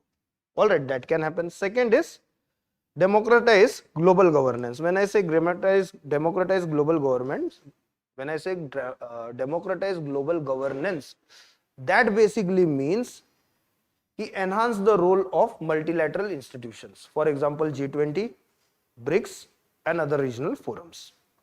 Lastly,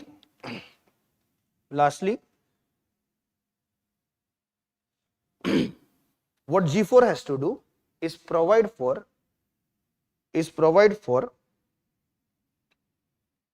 or make West understand how indispensable reforms will be. Make West understand how indispensable reforms will be. Also that multipolarity demands inclusion in UN Security Council of new countries. That's it. So more or less this will be your answer. Any problem?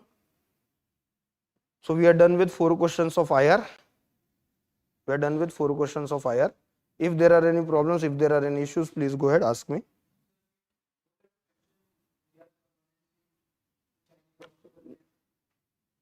वो east west नहीं हुआ ना, फिर वो east and east हो गया. So that you can mention when you are talking about west trying to influence eastern countries, उसमें आप यूज कर सकते हो, because that is also made, that is also a mode of confrontation. वहां पे in that point you can mention. ठीक है. Now Abhishek sir will take up. उसके बाद मैं वापस आऊंगा. बोर तो नहीं हुए ना? No problem. ठीक है, चलो आगे बढ़ते हैं. प्रतीक, अच्छा लगा.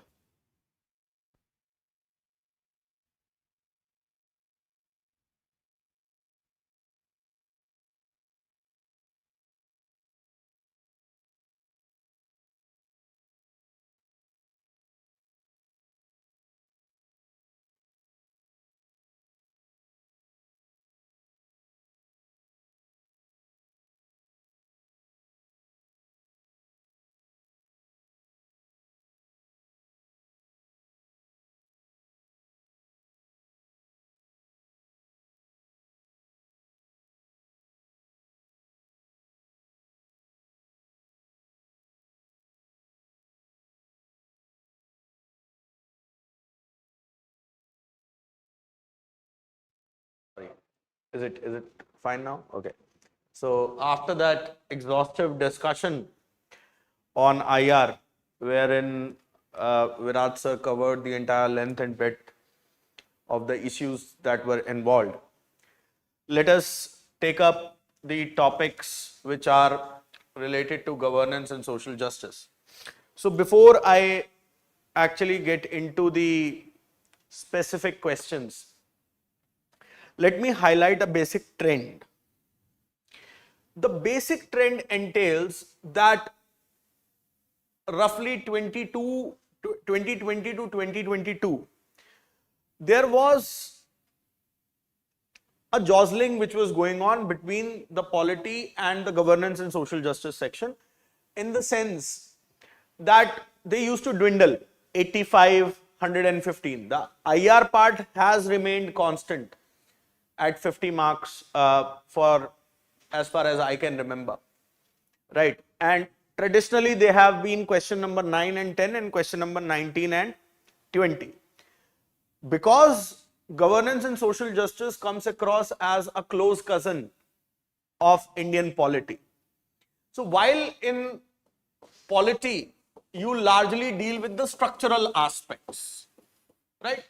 How a legislature is, how an executive is, how judiciary is, how laws are made, etc., etc. Whereas when we talk about governance and social justice, it is more about the functional aspects. So there can be questions, and there have been questions, which you will find are interdisciplinary between the two. For example, in this year, the question related to tribunals. The moment you hear tribunals, there is a thread in the subject, a line in the subject. Various constitutional, statutory and quasi-judicial bodies like this. So whenever we are talking about tribunals, we are talking about quasi-judicial bodies, right? Okay, regulatory, statutory, regulatory and quasi-judicial bodies. So at times, there can be a very thin line. So you have to weigh in the question that where the weight is. Whether it is just talking about the structural elements or it is more inclined towards the functional element, and that is how you decipher. So from 2021, 22, largely the pattern was this. But for next 2-3 years, the pattern was like that 85 marks from governance and social justice. That means 3 questions for 15 markers and 4 questions for 10 markers. Okay, this was largely the pattern that was going on. But this year, governance and social justice has made a comeback in terms of equalizing with the Indian polity portion. Okay, so we have had 100 marks for governance and social justice. Let me flag the questions to begin with. Question number 2, 6, 7, 8, 9 and 10 are for IR. Okay, and question number 15, 16, 17 and 18. Why this is important? This is important from the point of view that often you will find that questions that are in the 15, 16, 17, 18 bracket, that means 15 markers, they have a particular character, right? And when we'll come to that, we'll analyze that to greater extent. And these questions have had a particular character. You will find that these questions are largely upfront. When I say upfront, I do not mean direct here. Upfront would mean that they will be very cut to cut, specific. Specific, not direct. Whereas the questions with larger mark share will have some sort of a nuanced background attached to it. Okay, largely if we look at this year's theme, strangely we used to have the statutory, regulatory, quasi-judicial bodies asked one question at max, if at all. This year we had 2 questions. One short form in terms of tribunals, and the other where in NCPCR, National Commission for Protection of Child Rights, was brought into question. Now, the point here is that the nature of the questions, if you see, the themes have repeated. But I call this abstraction of the question. It is not very specific. The questions which have been asked, they have been asked with a large canvas. Broad questions are there, because if there is, let us say, a specific question, for example, I ask you to flag issues with National Commission for Women or with National Green Tribunal. Pretty easy, right? You know what National Green Tribunal is, what its functions are. I mean, practically every website, every node, every current affairs that you read will have this thing, right? What are the issues? What are the solutions? Very standard format. Why am I saying this? Because for many years now, and I have been observing this dangerous trend among students and more dangerously among certain teachers that are parroting the template based approach. That you should write this, 4 points here, 5 points here, one example here. No. If the questions are going to be broad, the canvas is broad, where you are going to start your design. You cannot follow a template. So this template based approach, and I'm glad that UPSC has this year set in a paper, and not just with GS paper 2, if I take the liberty to comment upon the other papers as well, including GS paper 4, 1, 2. UPSC has followed this approach in terms of breaking away from this template based approach.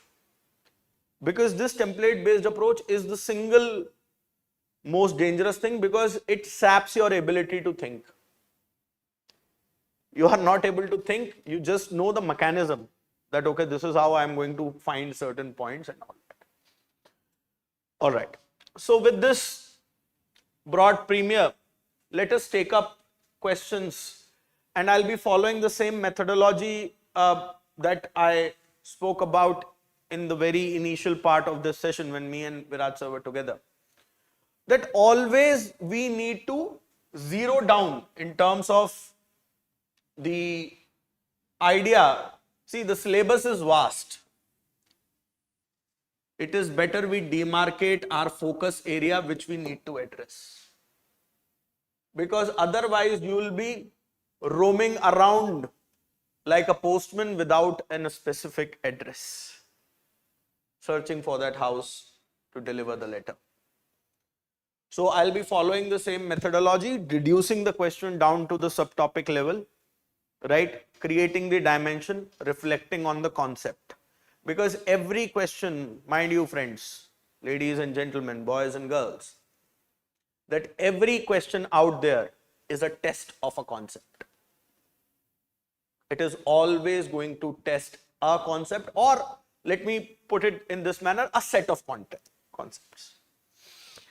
Another observation that I would like to make this for this year's governance paper, though this has been true for many years, for many questions in the past, but there are questions which are interdisciplinary in terms of, or rather not interdisciplinary, but I would say intertopical.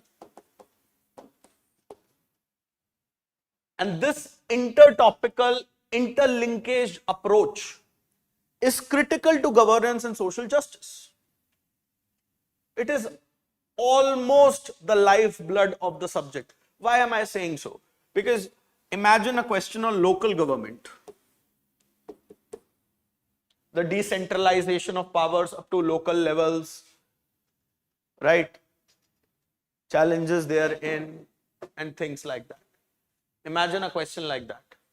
And now link this local government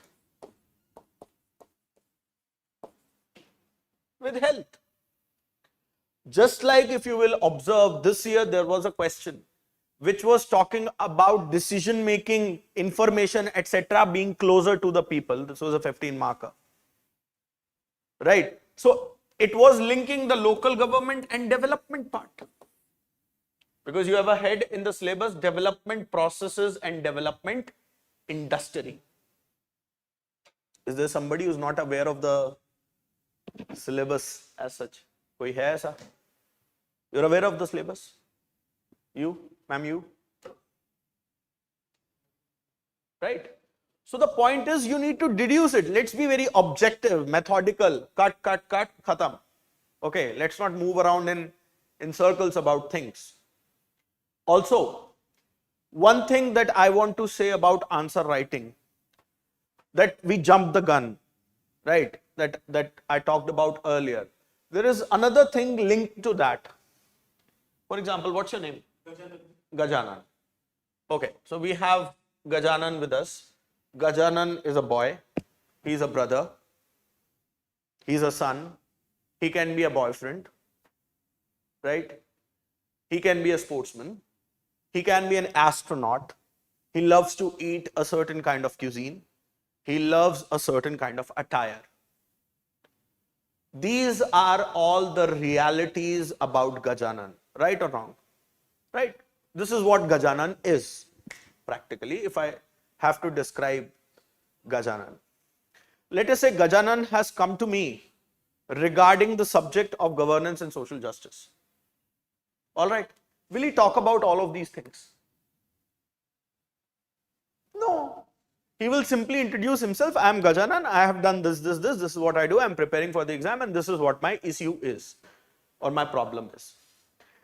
What maximum students or candidates do, the moment they read a topic, they want to vomit everything about that topic that they know.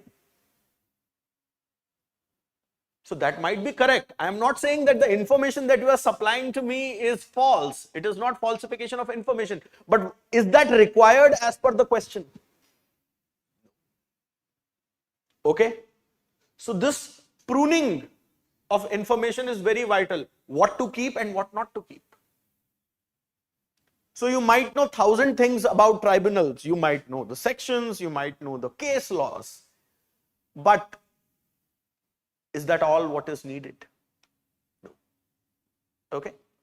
Another aspect that I want to flag here is the way we write. Every answer basically has 3 parts. That is what, why, and how. Every answer is an answer to these 3 questions. What you all or what maximum number of candidates end up doing, they just answer this. They provide the information. This is how it is, this is how it is, this is how it is. take it, मान लो बस ऐसा ही है, this is how it is, but you have to reason it out, and they make for reasoning and analysis. And this challenge of squeezing these three elements gets more precarious in the 10 markers because you are constrained by word limit, roughly 150 words. Now here is a cheat. You can take up certain words in a figure or a table or a line diagram. Human psychology says nobody is going to count those words. And you can not only break the visual as well as reading monotony of your answer, but also you can play with the space, the limited space that you have got. All right. So, जितना पूछा है उतना ही बताना है, फालतू बात नहीं करनी. We need to write only what is required. Also, there is a certain vocabulary of the subject. You cannot be writing your answer in a manner wherein you are talking to your friend at a tea stall. It has to be very methodical, very professional. Okay, no grammatical errors, no spelling errors, right? All those things should be avoided. Okay, and last but not the least, the creative synthesis, how you are going to do of what, why, and how will reflect. Because see, each one of the candidates who are writing mains exam, I presume that 90% of them have not cleared prelims by fluke. They have actually worked for it. So knowledge is there, information is there, content is there. How you articulate and express yourself on the paper, that matters. Okay. So with this, let us move to the very first question. So the question says, comment. That means you have to give a comment, a tippani. Tippani करनी है आपने इस बात पे. You have to comment. What is it? On the need of administrative tribunals as compared to the court system. That means regular court. Look how 10 markers have been made long read this time. Because it consumes time. It baffles you in the examination. Assess the impact of the recent tribunal reforms through rationalization of tribunals made in this. In short, if I have my knowledge base correct, assess the impact of Tribunals Reforms Act. Simple. I can cut this crap. Okay. Comment on the need of administrative tribunals as compared to the court system. If I can boil down this, significance of tribunals. Because I know that tribunals were brought in for a purpose. This is it. Now I have to marry the two. Synthesize. The need and the rationalization. That means the impact. Whether it has supported the need or not significant. Not supported the need. Whether it has proven significant or not. This is how you dissect a question. Alright. Now, what is the topic here? If you look at the particular topic, the topic remains the same. Various statutory, regulatory and quasi-judicial body. Right? We have marked out the dimension which is needed. Now, if you see the India's dispute scene over the period of time, it has gone complex, technical, specialized, right?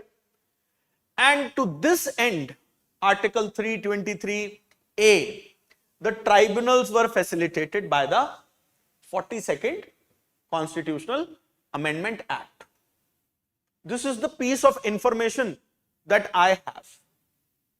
over the period of years, many tribunals came up as the need for them arose because owing to their technical specialized character. The multiplicity of tribunals created again a complex situation where the goals for which they were created were not getting fulfilled. For example, if you look at the competition related appellate tribunal and companies related tribunal, redundancy. So it was a classic case of over specialization that was happening. Okay, you need a person to wash clothes, a different person to wash the car. Now what you have done, in washing clothes, you have created two people. One will wash the pants, other will wash the shirts. Not required. And this complex phenomena wherein these new tribunals were coming up, they were proliferating like anything. And most of these tribunals have been what? They have been rehabilitation houses for retired judges, retired bureaucrats, right? So that was the scene. So instead of serving the purpose for which they were envisaged, they began to defeat the very purpose. And hence, the Tribunal Reforms Act marked a stroke of rationalization, wherein certain aspects, certain tribunals were eliminated and their jurisdiction were transferred to the high courts. In turn, those respective high courts end up creating dedicated specialized benches, for example, for intellectual property related disputes, etc. Okay? At the same time, certain tribunals were merged because the many tribunals, many cases of appointments, vacancies, pendencies. So you had a crisis of accountability brewing. Who's accountable? Because positions are lying vacant. And appointment is a risky business. There are questions which get asked. Okay. So with this thought process, you have to move. That yes, there was a rationale in bringing the tribunals, but this proliferation led to the defeating of the very goal for which they were created. Hence, a rationalization was on the anvil, was required, and this rationalized the process. This is the crux of your answer. Now, everything else, when it comes to example, case laws, etc., they are the support.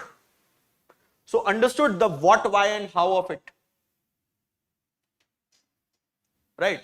So, to begin with, we'll have to talk about that with the increasing complexities of governance, the dispute scene in India or the dispute matrix in India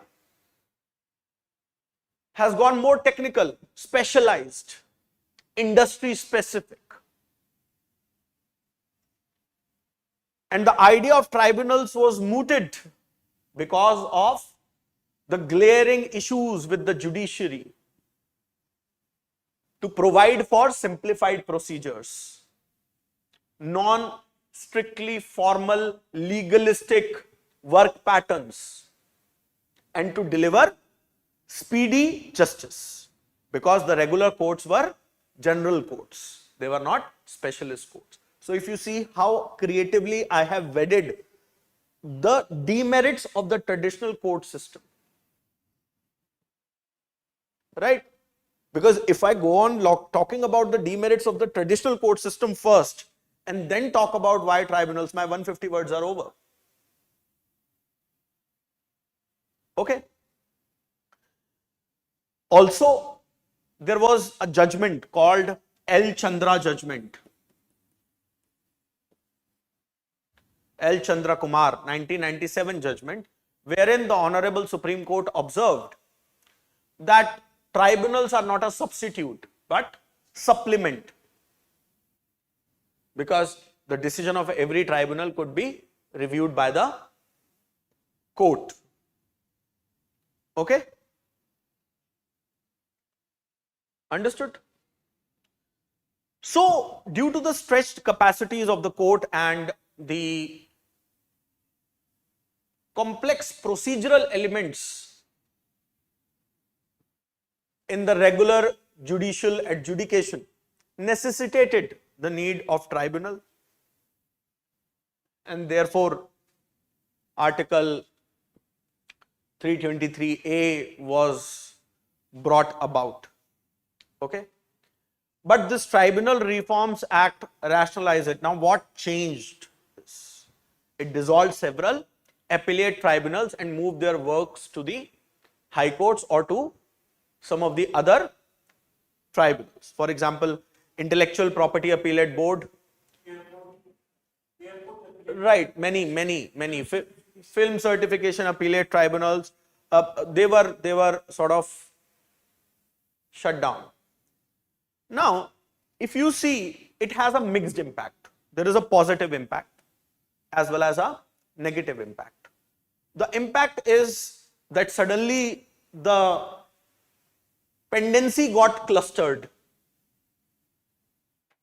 Okay? It overwhelmed the capacities. Okay? There was a loss of sectoral expertise, user costs, as in terms of the cost by the people or the litigants increased. But also there was an impact on the independence and design. Okay? That the tenures were rationalized through the act, appointments were rationalized, and therefore there were suspicions about the independence and professionalism of the tribunals. So while the intent behind the rationalization was correct, but the manifestation of that intent is still subject to debate because it's fairly recent, right? 4 years. So how that impact has to be cushioned? There should be service level agreement, transparency in appointments, service level agreements in terms of who should be appointed, whether there is a cool off period or not, right? What is their accountability of the members of the tribunal? High courts, some of the high courts have taken the initiative and they have set up specialized benches for tax related matters, right, etc. So what we need is a clear cut framework for tribunalization. While this was a haircut which was given, but you need this was a haircut that you had in COVID at your own homes. You need a proper hairdresser. Okay, so you need a dedicated policy, a rational framework through which tribunalization happens if it is needed. Only then the true goal of tribunals will be fulfilled. So this is how you have to construct this answer. Got the nuances? Because a lot of you would be thinking, okay, I will talk about the need of tribunals vis-a-vis court, overburdened court, this, that, procedural complexity, financial implications, etc., functions of the tribunal. And I will give some of the salient features of the act, like Gajanan was talking about, that film certification tribunal, this tribunal. That is okay.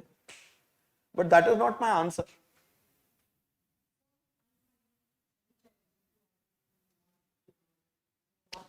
Right. So this will come with practice. I understand the challenge is in 150 words, but you'll have to pick and choose. First of all, get over with the obsession that you have to write everything that you know. Okay. So for example, if I write everything that we have discussed, the discussion was so elaborate to give you a direction. But the point here is I need not write everything. 1 or 2 or 3 examples, one case law is sufficient. Right? It is how I weave the narrative, with what mindset I weave the narrative. That is something, that you need to focus on, because you have deduced, dissected the question.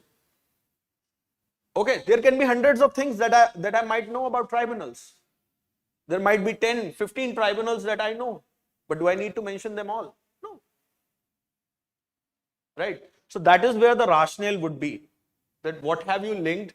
Have you deduced that, okay, what does it mean? the impacts are going to be positive as well as negative. Okay?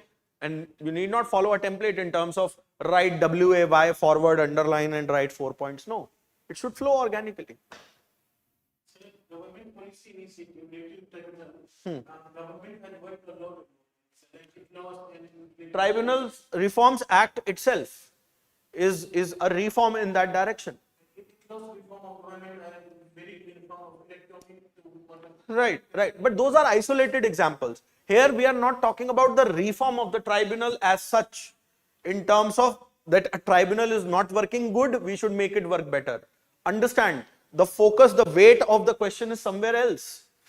It is need of tribunal and the rationalization that has happened. Okay, like I said, I might know hundreds of things about tribunal.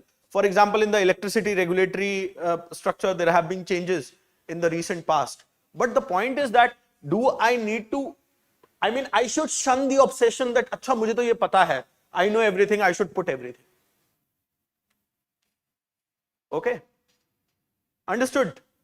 All right, let's move. You have some queries, ma'am? Okay.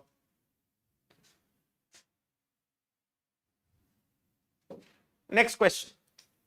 Women's social capital complements in advancing empowerment and gender equity, explain.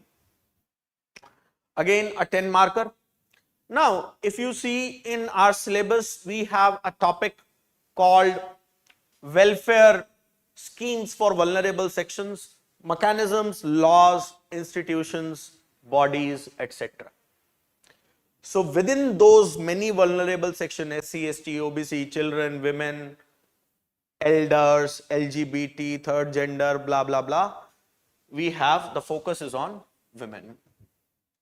But in development process and development industry wala head, in that head, you have SHGs as well.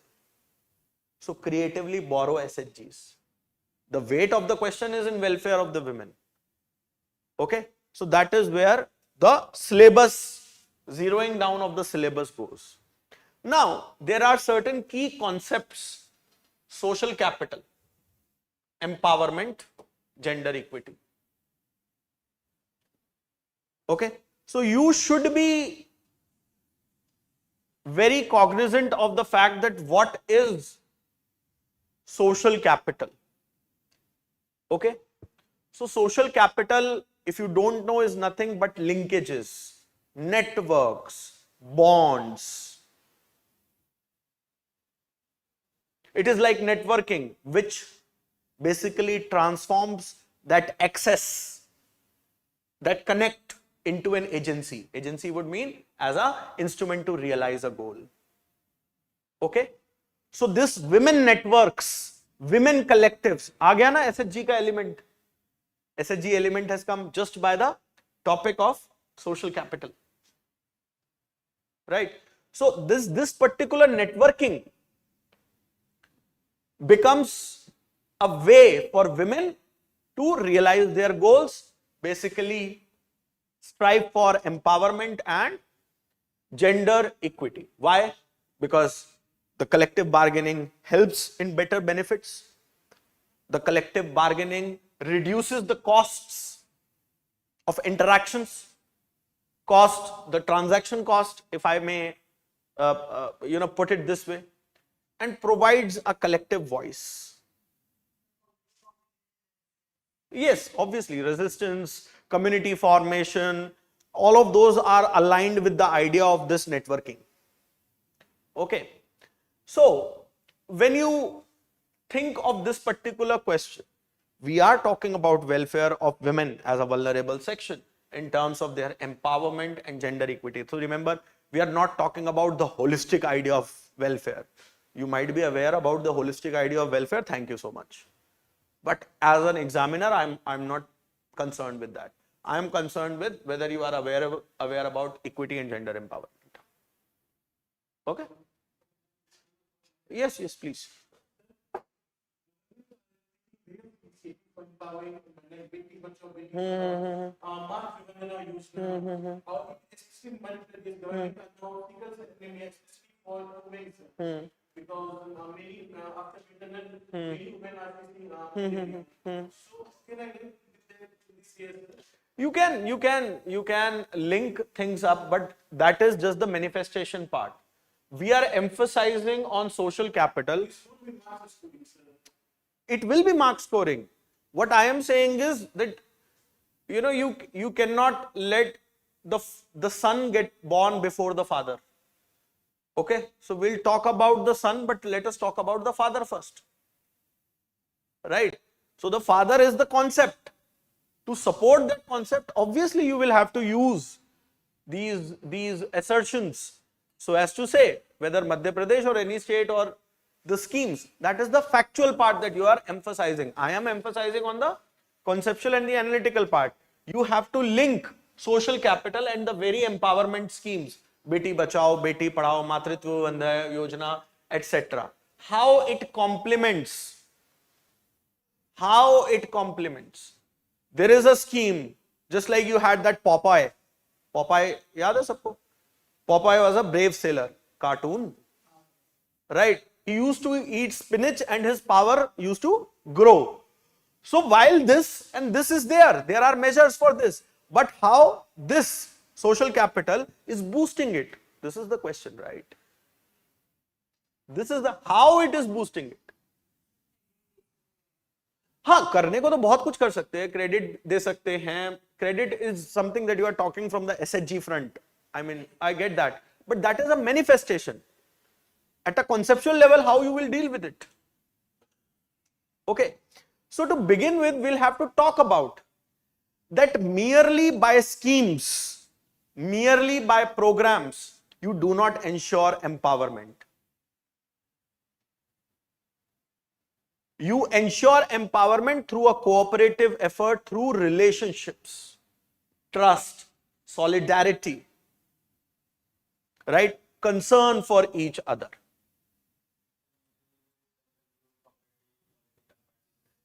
Right. Through these collaboratives. And to that end, the concept of social capital is critical for empowerment. Remember, I haven't talked about women as yet. Is critical for empowerment and gender equity. So it is where the via media of social capital turns welfare program into perceptible change and real empowerment. Then you can use all the examples at your disposal, SHGs, how they help the government programs like NRLM, how programs like Matritva Bandhana Yojana, Beti Bachao, Beti Padhao, if done through social capital or social capital element is there, the social capital quotient is there, their efficacy, their compliance orientation increases. So from paper to practice, okay? From outlays to outcomes, it brings result, okay?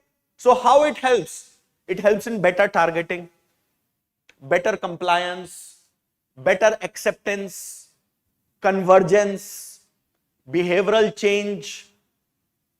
Well, let us say there is a lady, okay, and you are running a camp, let us say for breast cancer, okay. She's a village lady, she might be very shy to go to a doctor because such an intimate organ or body part is involved. But let us say there is a women collective who's saying कि चल बहन हम भी जा रहे हैं, वहां doctor दीदी बैठी हैं, वो हमें दवा दे देंगी अगर कोई दिक्कत है. Example I am saying. So this social collective effort will lead to better compliance, better convergence, behavioral change, attitudinal change. This collectivization provides safety, speedy grievance redressal. एक जगह है that you are standing alone and you are shouting, I have been wronged, I have been wronged. एक है you are 100 people that you are standing with. So this social capital therefore brings about, this is how it is bringing about the empowerment and this thing. Then on the legal side, against social evils like domestic violence, recently there has been a dastardly case in Noida. right? I hope all of you have read about it, right? So the point is this: against domestic violence, they help the women become stakeholders in governance, decision makers, decision participants, not just decision takers. Okay, but again, there are limits to this. There are cultural factors, social factors, economical factors which inhibit the formation or enrichment of this social factors. Then you will have to talk about that, we need to sort of break those limitations, address those limitations to bring about better social capital. Done. Because the keyword here is just explain. Limitations would be a cursory part, because the focus of the question remains here. Why we are adding limitations? We are adding that for a balance, so that our answer appears well-rounded and wholesome. Right, please. This question. Right. Like government should bring that initiative that DM of that district would empower women or transparent. This will take 40 words. This will take 40 words. I would suggest that you take that the institutionalized approach to foster social capital. Government can provide forums. Don't say DM. Say government can provide forums, right? They invest in social capital. Institutionalization of social capital in government scheme. For example, like NRLM, National Rural Livelihoods Mission, has SHGs. Right? So like this, these approaches need to be incentivized and accelerated. I would suggest don't take names. Don't take specific names. Right? Take example. For example, there was this Kudumbashri. Right? Right, which is empowering a lot many panchayats in terms of the participation of women. So that is good enough in Kerala. Right, so that is good enough. Instead that we get into names and these specific examples, because you don't have that much room. You don't have that elbow room. It's a 10 marker. Okay. All right. Moving on to the next one. This is simple. E-governance projects have built-in bias towards technology and back-end integration than the user-centric design examined. The idea is simple. The topic is on e-governance, application model, successes, potential. That is the topic. Now they say that there is a focus on technology and back-end integration. Right? It is so much technocentric that it does not remain user-friendly. This is the moot point if you see, because the technocentric aspect will focus on what? Will focus on technology, database, APIs, right? Whereas the human-centered approach will focus on how the citizen will use it. How the citizen will use it. See, I am a designer. I am making a car in which the steering is at the back. From here you have to drive. Very good car. It will give 100 kilometers per liter. 0 to 100 in 4 seconds. Every performance parameter is flawless. But is it user friendly? No. Will people use it? No. Will it help people cut down their fuel expenditure? No. So while the obsession on design and technology and back-end integration is fine, but it should not come at the cost of user experience. Just this aspect has to be analyzed. Okay. So while you have created strong digital frameworks when it comes to things like UPI, etc. Direct benefit transfer is there. Okay. And many of the projects have achieved on paper saturation. That means we say all of them has been covered. All the beneficiaries have been covered. But when we see the use rate is very low. Right? So that is where the problem is. So e-governance is using the e-technology to boost the quality of governance. Okay? While it does involve the technological elements related to database, APIs, etc., but ultimately they are the gateways on how citizen is experiencing the state. It is ultimately the user experience. If you are not satisfied with the app, right? For example, you are booking a railway ticket during the peak festival season. You are not satisfied with the IRCT experience. You will bang your phone and say everything is useless. You will end up, calling an agent and booking a ticket. Ultimately, your user experience is bad. No matter flawless integration is there, technology is there, everything is there, but your experience is bad. That means you develop a negative feeling towards the state. Okay. So, to that end, if you see, user experience matter. So, whenever such e-governance projects give primacy to technology and design at the cost of user experience, they risk of becoming exclusionary. They exclude people. Many people will not feel friendly towards that. Okay. So while the backend framework, like I said, the DBT, the UPI, the Jan Dhan Aadhaar mobile, it is flawless. The idea absolutely marvelous, having every citizen a unique number and everything is linked to it, that is fine. But the front end is something that is uneven. Some of the apps that you visit, some of the government websites that you use, some of the services that you use are flawless. Okay? But some of them are not. In spite of the fact that many services claim 100% or near 100% saturation rate, standard compliance, etc. Okay? So, for example, during, I give you the example during COVID because all of you would have got vaccinated. Is there somebody who is not vaccinated? कोई ऐसा तो नहीं है ना? नहीं, I am not vaccinated. मैं इसलिए बोल रहा हूँ. And I have cold.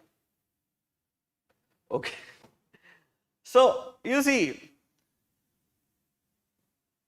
CoWIN, fantastic platform, fantastic idea. You put in Aadhaar number, but there were problems. Some families had only one phone, poor people. But against one phone, you can have only one Aadhaar appointment. So it frustrated the process. Then the government had to change the rules that, okay, against one phone, you can have multiple people getting registered. Okay. So we will have this phenomena of e-governance, and the technology should take into the behavioral patterns, the digital divide, the accessibility gap, the bandwidth gap that exists, the quality of internet that you get here in Delhi, you might not get everywhere. Let us say the remotest part of Northeast, Lakshadweep Islands, Ladakh, deserts of Thar, and at far-flung places. So this technocentric bias has to be removed in order to make the e-governance programs more user-centric. Okay? So it is not just the saturation, it is the return rate that should be checked. It is not just about how many people have been covered, whether they are able to successfully use the platform. So data-driven assessment should be there. Yes, initiatives like common service centers, etc. have tried to fill in the divide.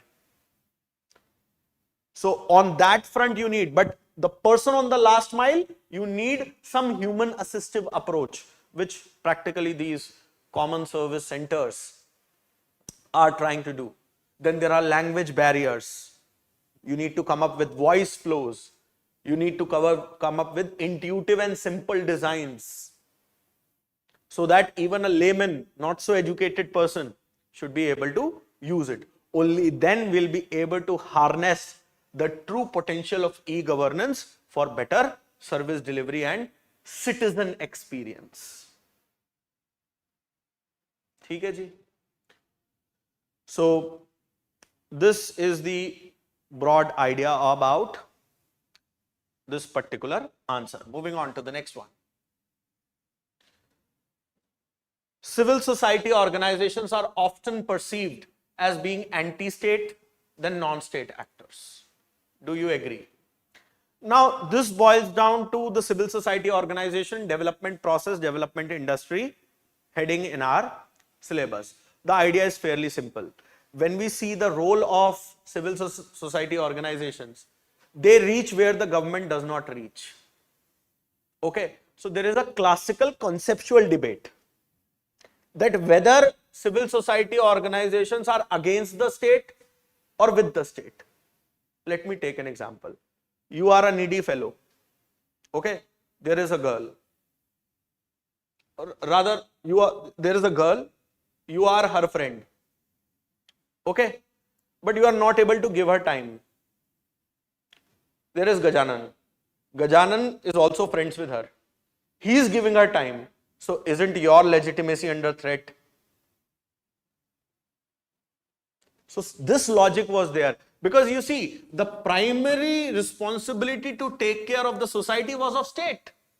The idea of state being a deliberately created, consciously created political entity was to serve the interest of the society.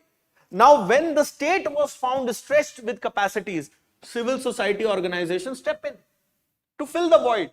So, isn't it threatening the legitimacy of the state? Simple logic, right? So, this is the idea at the core, the philosophical basis. Now, they are clearly non-state actors, but at times they are perceived as anti-state. Why? Because there are two things. Positive, that they question the state. They hold them to account. Negative would be that at times they peddle the vested interest, vested agendas. Okay. So that is the angle that is there. So you have to take a balanced position on this anti-state perception about the civil society organization. That civil society organizations as part of the governance framework are contributors to the good governance process. They are non-state, but largely they are not anti-state. And do you agree? You have to justify. Yes, they are perceived, but that perception is not entirely correct. Yes, obviously, because he has asked you to take a stand. The examiner has asked you to take a stand. Do you agree? Yes, there are anomalies. There are certain black hats who are using it. For them, we have the laws, the FCRAs and, other things. So while their role in terms of advocacy, etc., is there, it's fine. It is needed as part of the vibrant democracy to actually further the right-based agendas, right-based entitlements. But they are also co-opters. You look at right to education, you look at social audits. Civil societies are very intrinsic part of this process. They make the whole process more vibrant, more meaningful. RTI? Yes, it is an outcome of Mazdoor Kisan Sashakti Sangathan and all those things. So they hold the government to account. That is good. They are non-state. They are not always anti-state.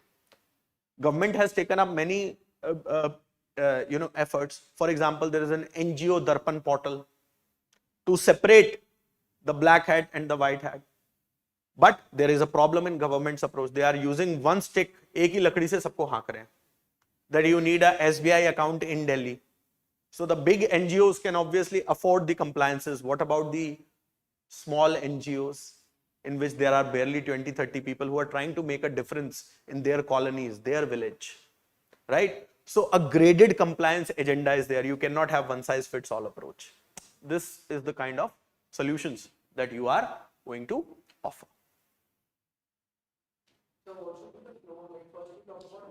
Okay. Flow is always contextualization of the question. The introduction is always the contextualization of the question. If by reading your introduction, I can broadly reverse engineer your question, you have written a good introduction, right? So the idea should be that civil society organizations are a key phenomena of modern day society and governance. However, many a times they are perceived as anti-state rather than not state.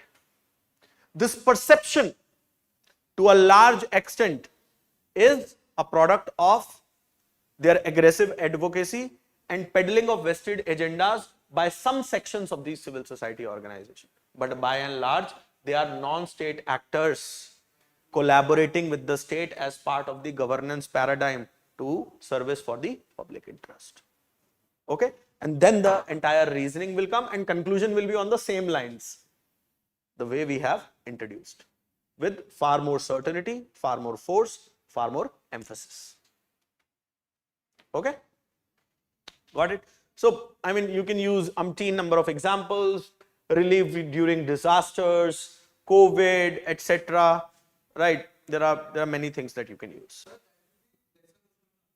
Right? The moot point is why they are perceived as anti-state than the non-state. Because you see, the good work does not make the limelight. The bad work instantly makes the limelight. Okay? Moving on to the next one. Question number 15. It was a 15 marker. What are environmental pressure groups?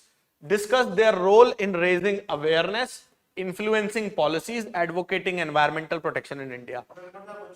Simple.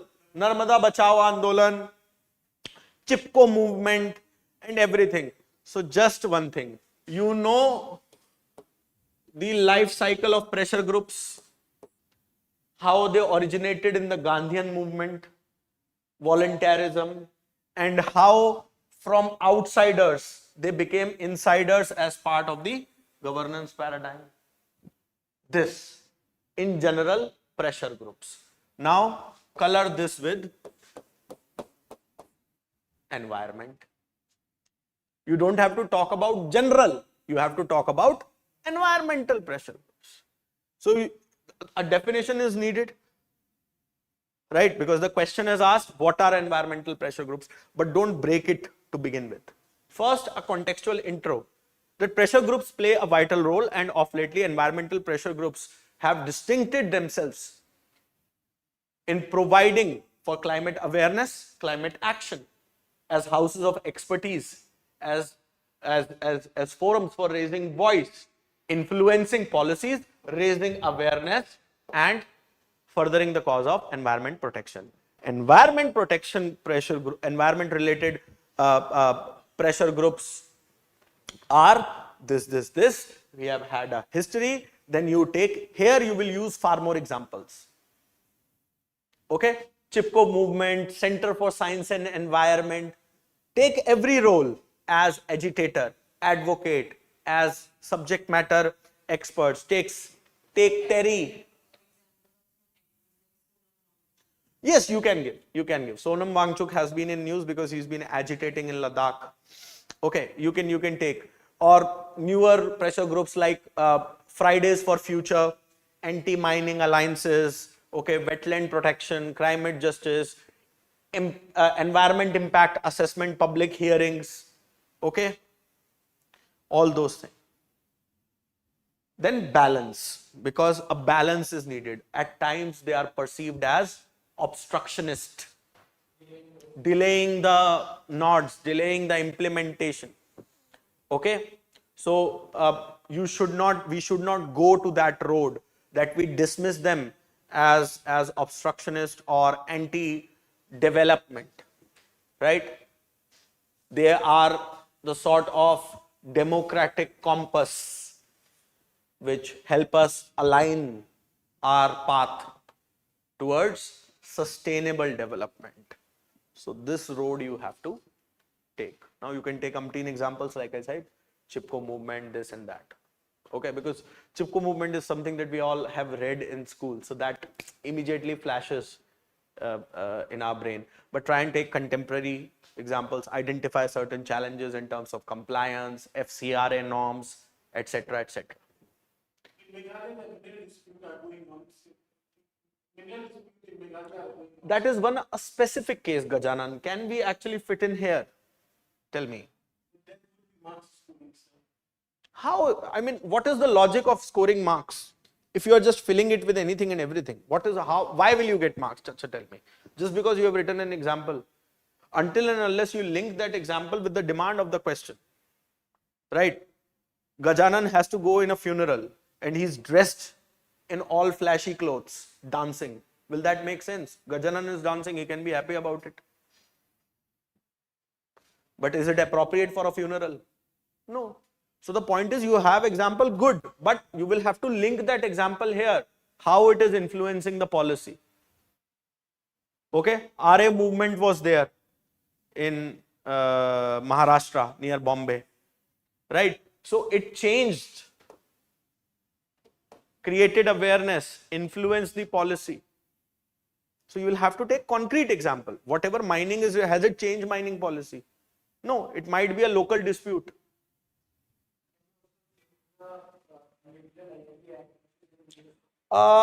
Very far-fetched. Very far-fetched.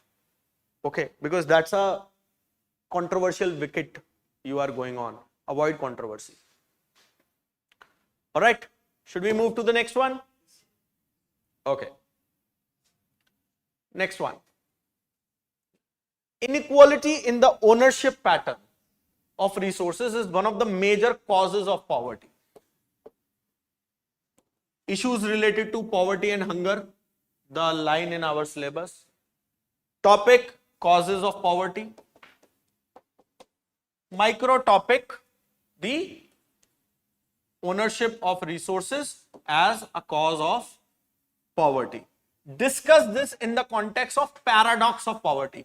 Now, if you do not know what this paradox is all about, then there is a problem.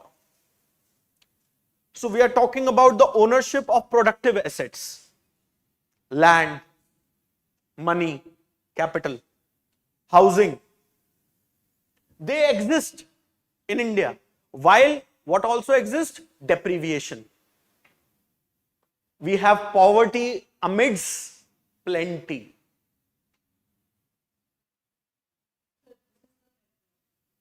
Yes, what is the paradox? This is the paradox, na? Virodhabhas. Paradox is what? Virodhabhas, right? This is the paradox. Because this unequal asset holding causes the poverty, because the other people don't have the access, right? And it also perpetuates, furthers the poverty. So while you have rising GDP, India being the third largest economy of the world by 2028 or whatever, right? Ye Naya Bharat hai and everything is happening. While yes, many people have been brought out at, from the below poverty line to the up, but understand, many of them are just here. One disaster can plunge them back. It is not something that from rags to riches story. No, this has not happened. Just about sustenance. So you have to understand that there is a poverty paradox that is there, where a few people own a lot and that crowds out the resources for others. It's like bank giving loan. If the bank has a lending capacity of 100 rupees and it has given 95 rupees to me, what all is left for all of you? Only 5 rupees. So this ownership crowds out the resources for others. Okay.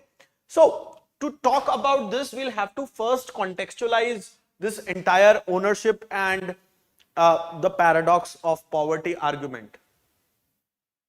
Okay, that we are talking about poverty amidst plenty. This phrase captures the paradox of poverty, where in spite of rising GDP, growth, etc., poverty continues to prevail and perpetuate. And one of the major reasons for that is the pattern of ownership. Herein you will require data. multidimensional poverty index you can use. You can use Niti Aayog, estimates on multidimensional poverty. For example, while the multidimensional poverty fell from 29.17% in 2013, 14 to 11.28% in 2022-2023. So that means roughly 25 crore people, the entire population of Pakistan, coming out of poverty. Okay, but the inequality lab report shows that top 1% of the people own about 40% of the national wealth and capture 23% of the national income. So this is the paradox. Okay, and how this perpetuates? Like I said, credit, investment, scale, risk. Okay, and with this ownership comes political power, and this perpetuation is intergenerational from one generation to another. So this is how you will demonstrate that. So you will have to break the shackles. You'll have to encourage women ownership, reduce asset related disputes. Pradhan Mantri Swamitva is a welcome initiative in this regard, wherein the conclusive land registry along with geotagging is being provided. Okay, you will have to promote the small scale industries, farmer cooperative organizations. Yes, land reforms, but land reforms happen way back, right? Swamitva Yojana would be a more appropriate thing. Land reforms were largely a failure. Okay, so you will have to create opportunities in terms of access to wealth through policy design, because who owns determines who else is poor and who can escape the poverty. So the idea is not poverty alone. You will have to target eradication of that deprivation that exists. Okay, so that the capital, the access to resources is far more even and equitable. Right, many things can be introduced: financial inclusion, access in terms of conclusive ownership of land, housing, Pradhan Mantri Awas, many things can be used. Okay, but yes, Indira Awas Yojana is old, now it is Pradhan Mantri Awas Yojana. Indira ji is gone for now. Okay, so the idea is that this is the line of thinking and analysis that you should focus on. All right, moving on to the next one. In contemporary development models, that means we have development processes and development industry. And the contemporary development models, decision making and problem solving responsibilities are not located close to the source of information and execution.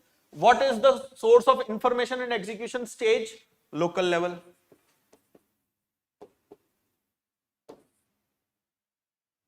The realization happens at the local level. So you have two threads of syllabus: development process and development industry, and the devolution of powers and finances up to local levels and challenges therein that are forming the syllabus backbone of this particular question. 7th schedule, 8th schedule, 73rd, 74th Constitutional Amendment Act, that is fine, that is information. How will you link this? I know everybody has information. The objectives of development. Okay, critically evaluate. That means you have to criticize that the contemporary development, decision making and problem solving continues to happen in a top-down manner. But the actual execution, the actual information happens at the lower level. So it is favoring, or it is saying that there is not enough decentralization and devolution of powers to bring about adequate development. And you have to criticize this, that this top-down approach is not very congenial to the idea of democratic, participative, participative, vibrant, deliberative development and decision making models, because local problems require local solutions. All right. So this is the crux. At the heart of it, there will be a principle of subsidiarity, that the local level decision making should happen at the local level. Only those decisions should be taken at the higher level, which requires economies of scale, managerial abilities, etc. So as much as possible, local level decisions should happen. Principle of subsidiarity is given in second ARC. Okay, and we are looking at the concept of democratic decentralization here. So this centralized design, top-down design, external expertise in the presence of 73rd, 74th amendments, local governments, PRIs, urban local bodies, is strangulating the development. Okay, because what happens? These institutions cannot decide about funds. Most of the projects come from top down. You do this, you do this. We are providing you funds for this. They have no say. So they will boil down to the issues of fund, functions, functionaries, this part. And democratic decentralization, principle of subsidiarity. Development process and development industry is just the outer shell of this question. Okay. So if you see flagship programs, like for example, Swachh Bharat, Pradhan Mantri Awas, you have a national level targets. So that obfuscates the voice from the ground, data from the ground. You have sanctioned houses, houses have been built, but were they built at places where locals wanted? You don't know. Okay, so these are top-down ideas. Counter ideas like Kerala's People's Plan was there. Again, Kudambashri represent a participatory approach, right? You can use the energies of civil society organizations, but जिसके पास power होती है वो power छोड़ता नहीं है. So anybody who has power does not want to relinquish it.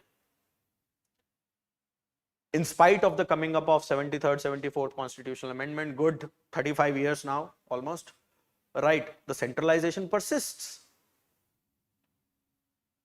Right? So basically you will have to use the fodder from here.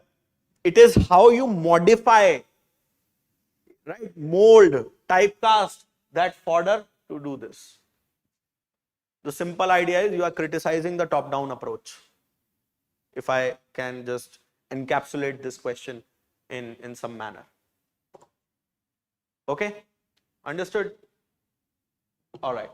So let us move to the last question, which came from the subject of governance and social justice. Fairly straightforward question. Again, the topic belongs to the statutory, regulatory and quasi-judicial bodies. We are talking about the NCPCR, National Commission for Protection of Child Rights, has to address the challenges faced by children in the digital era. By the basic mandate is that NCPCR is there to protect child rights. Digital era, there are certain threats to those rights. Basic, ABC. Examine the existing policies and suggest measures Commission can initiate to tackle the issue. Very simple question. State A leads to B, leads to C, leads to D kind of a question. Okay. So initially we'll have to talk about that how internet today is both a classroom, a playground, and there can be risks in playground while playing. If you are not well equipped, it opens up learning, ways to express, connect, but there are risks which are involved to which our children might be exposed.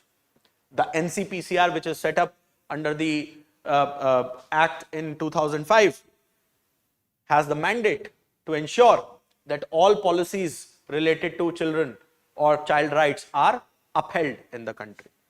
So here, remember, you'll have to borrow in lot of ideas from Privacy Act, from cyber security, right? Things against, let us say, child harassment, sexual exploitation of child. So, POXO, very good. POXO, Digital Personal Data Protection Act, IT guidelines, rules, national education policy. So on the face of it, this question appears very simple, straightforward.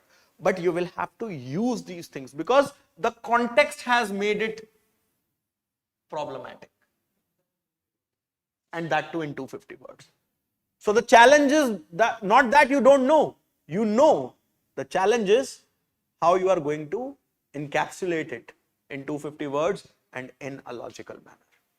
So first we'll have to talk about that how, see the way I linked the internet and the role of NCPCR. Then the existing frameworks that I have talked about, POXO, Digital Data Protection Bill, National Education Policy, E-Bal Nidan portal. Okay, but there are critical gaps. For example, the age vetting. Who is using? Whether it's a 17-year-old, 15-year-old girl or a boy or an adult. I mean, if today I am, this is a reverse case. I am of a certain age and I appear to be a 21-year-old college guy, just to harass a girl or a child. I can very well create an account, right? Nobody is going to know. Okay, I can falsify a lot of that information. Also, multiplicity of agency. You have so many agencies that are involved. Ministry of Electronics and Information, Ministry of Women and Child Development, Ministry of Education, Home Ministry. Okay. There are no regulations against dark patterns and addictive designs. Somehow they make you addicted. There are dark patterns that are there.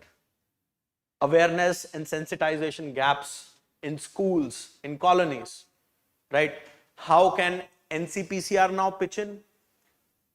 NCPCR can work for preserving the privacy, verification, right?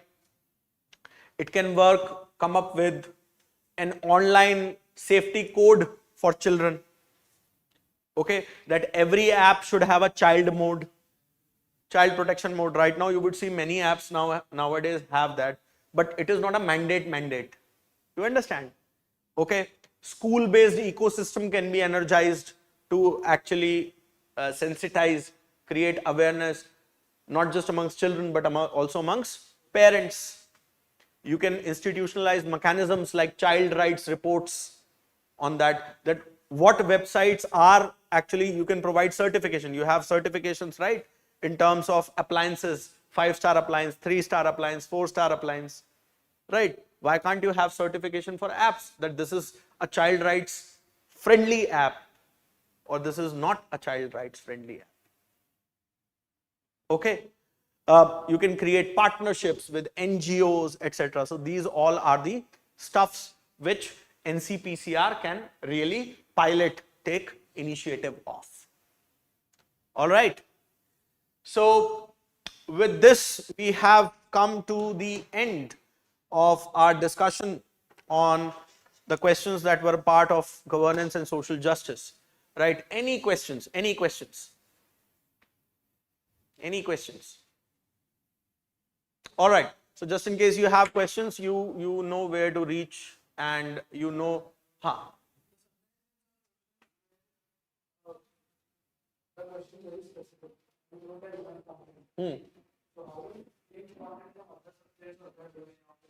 Let me be very categorical on this. Whenever the question will be specific, if in your perception the question is specific, you have identified the syllabus, topic, subtopic, dimension. You have identified this. Then only you can qualify a question to be specific.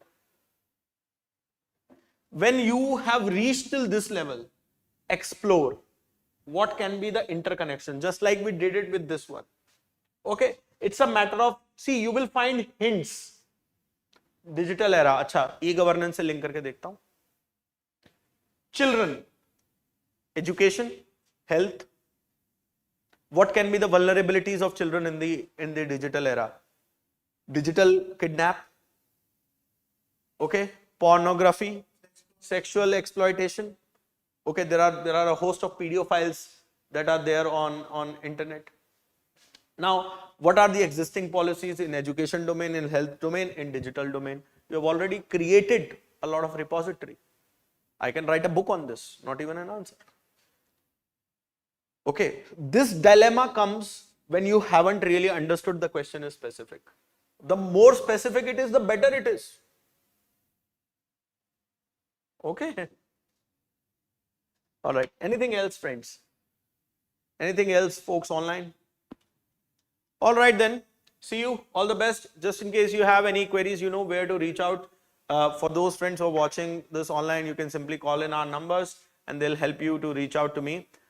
Next will be Viraj sir, who's be coming up with Indian polity. Okay. Thank you.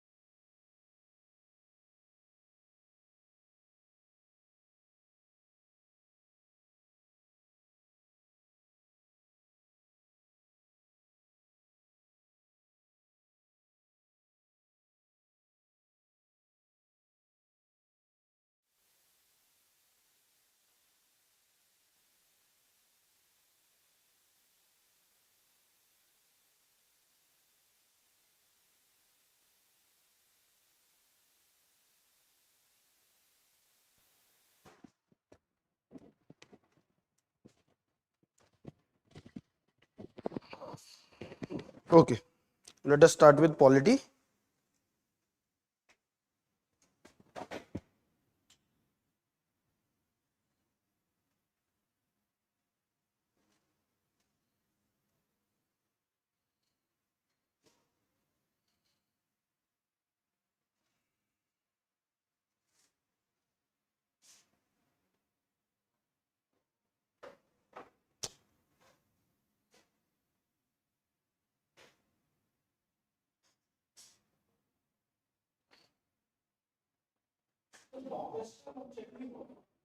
भेज दिया answer की मैंने,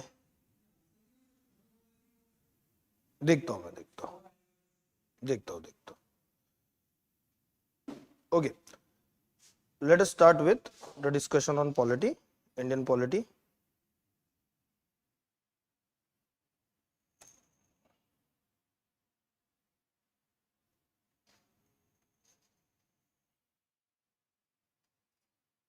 Good evening, Himanshu.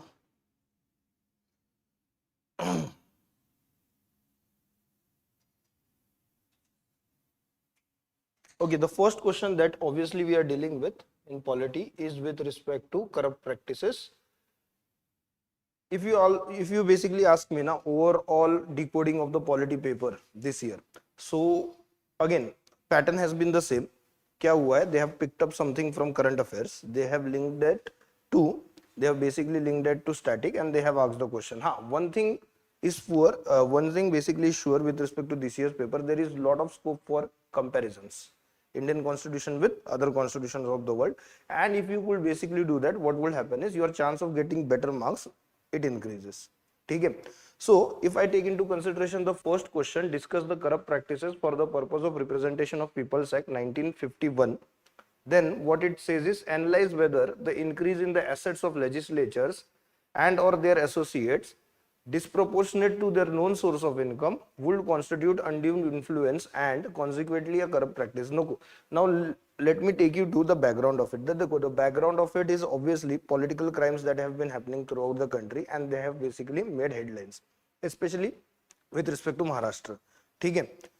And what it has shown us, what it has basically shown us, it has basically shown us कि the influence on democracy with respect to undue influence on democracy with respect to unethical practices, and especially when it comes to disproportionate assets, it is becoming huge and huge. It is increasing day by day. All right. So that was one of the backgrounds. What it also wanted you to know is you have to know corrupt practices. What basically is corrupt practices according to Representation of People's Act 1951. Now remember, when it says discuss corrupt practices, more or less what you have to do is you have to let them know ki what are corrupt practices that have been codified in Representation of People's Act. So if I had to start this question now, what I will do basically is I will mention how democracy or how democracy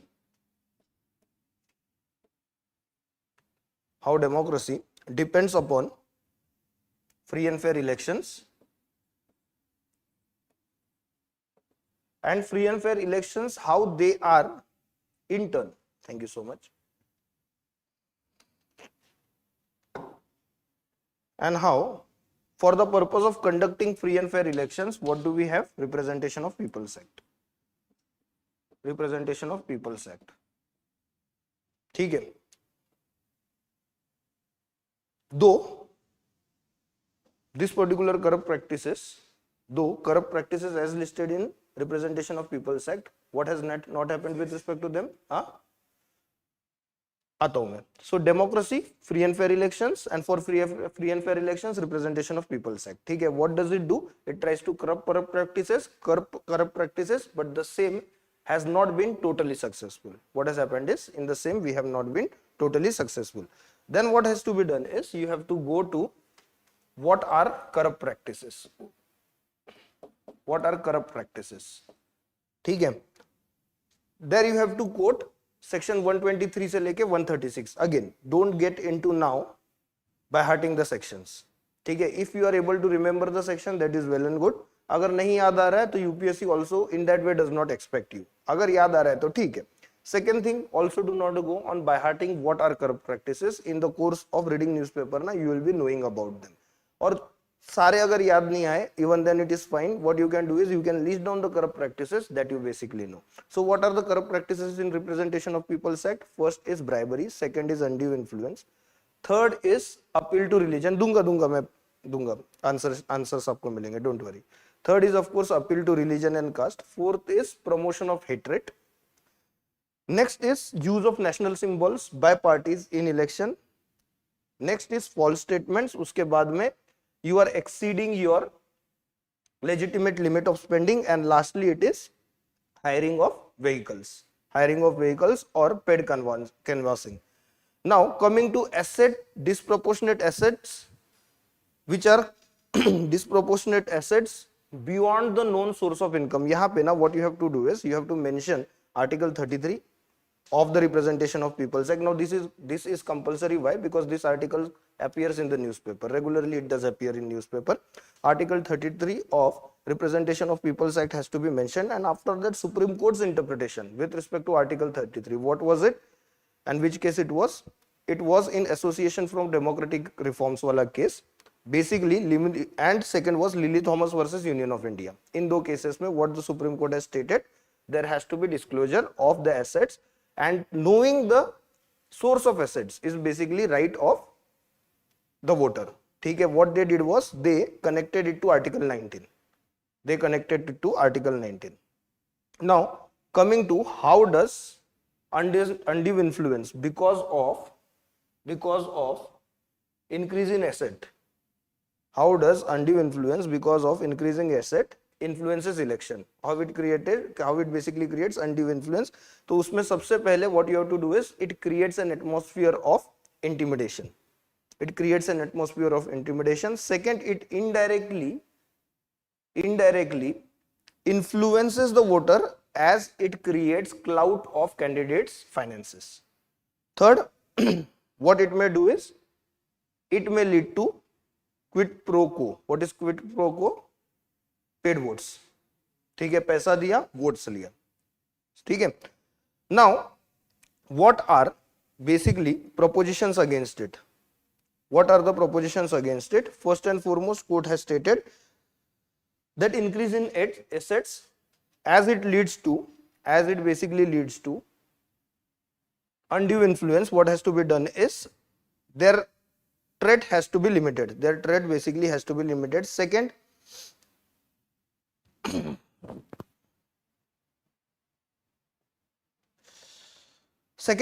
what Supreme Court has also intimidated is, or what Supreme Court has also basically dictated is, or Supreme Court has what stated is, it has basically stated that undue or increase in asset, what it basically leads to is corrupt practices, and the same has to be curbed, If you basically take into consideration some more Supreme Court ka decisions, so we also have 2017 wala, as he was saying, Lokpari case. In that Supreme Court stated full disclosure of source of income of legislature and their spouses is necessary. ठीक है, पहले वाले case में it was only the legislatures. In Lokpari case, what is it? Legislatures and their spouses, उन दोनों का disclosure of wealth is necessary.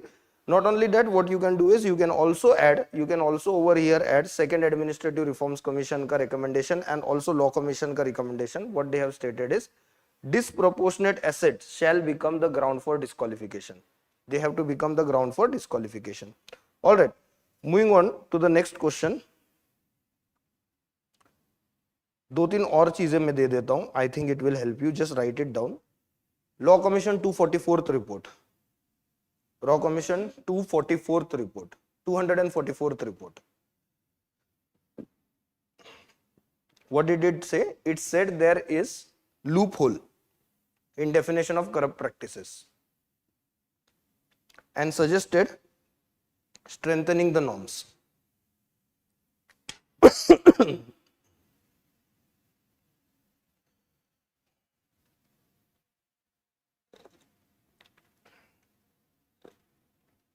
Second Administrative Reforms Commission.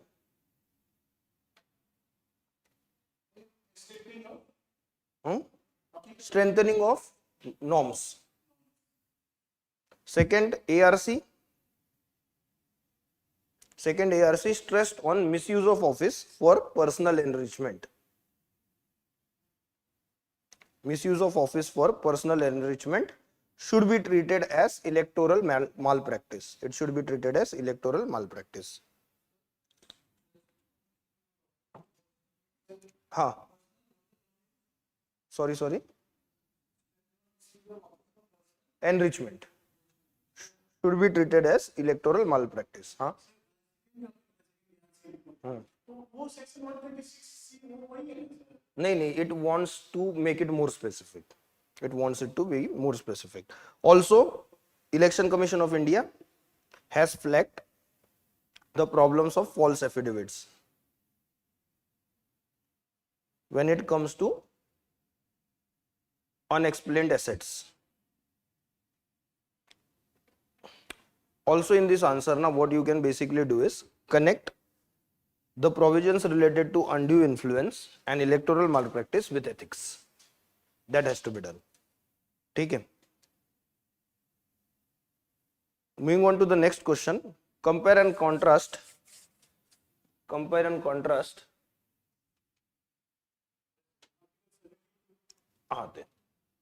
Ayush. Okay. Compare and contrast the president's power to pardon in India and in the United States. Are there any limits on it in both the countries? What are preemptive pardons? Okay, so with respect to comparison between India and US, now obviously this question was asked on the background of Trump pardoning his supporters and also the previous president pardoning his son from corruption case. Okay, now taking into consideration what has to be provided in the introduction. First and foremost, you have to mention what is pardon. 72 nahi. What is definition of pardon? When you absolve someone of punishment. Yes. What you are doing is you are absolving someone of their punishment. ठीक है, that basically is pardon. Not only punishment, you are absolving that person of the crime that person has committed. मतलब सिर्फ punishment नहीं गया, record में से crime भी चला गया. That is what basically pardon is.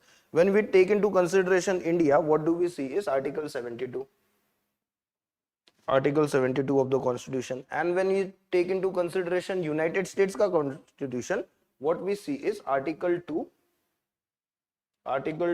in Section 2 of the Constitution of US.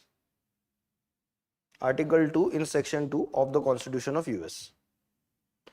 ठीक है. What you have to also do is here mention why pardon is provided. Why pardon is provided? To rectify judiciary. Yes, first and foremost you have to mention that it is for the purpose of correcting judicial error. It is for the purpose of correcting judicial error, and second is to bringing human consideration in judicial process. ठीक है. Now, when it comes to the next part of the answer will be for you to basically explain the pardoning articles in India or the pardoning procedure in India or provisions related to pardon in India. तो वहां पे ना थोड़ा 72 पे focus करो.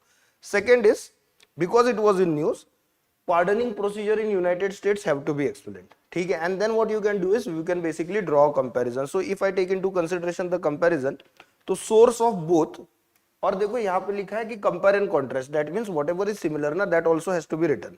So similar में क्या है? First and foremost, nature of pardon. Nature of pardon is same in both the countries. ठीक है. Second is source of pardon is also same. What is it? Constitution.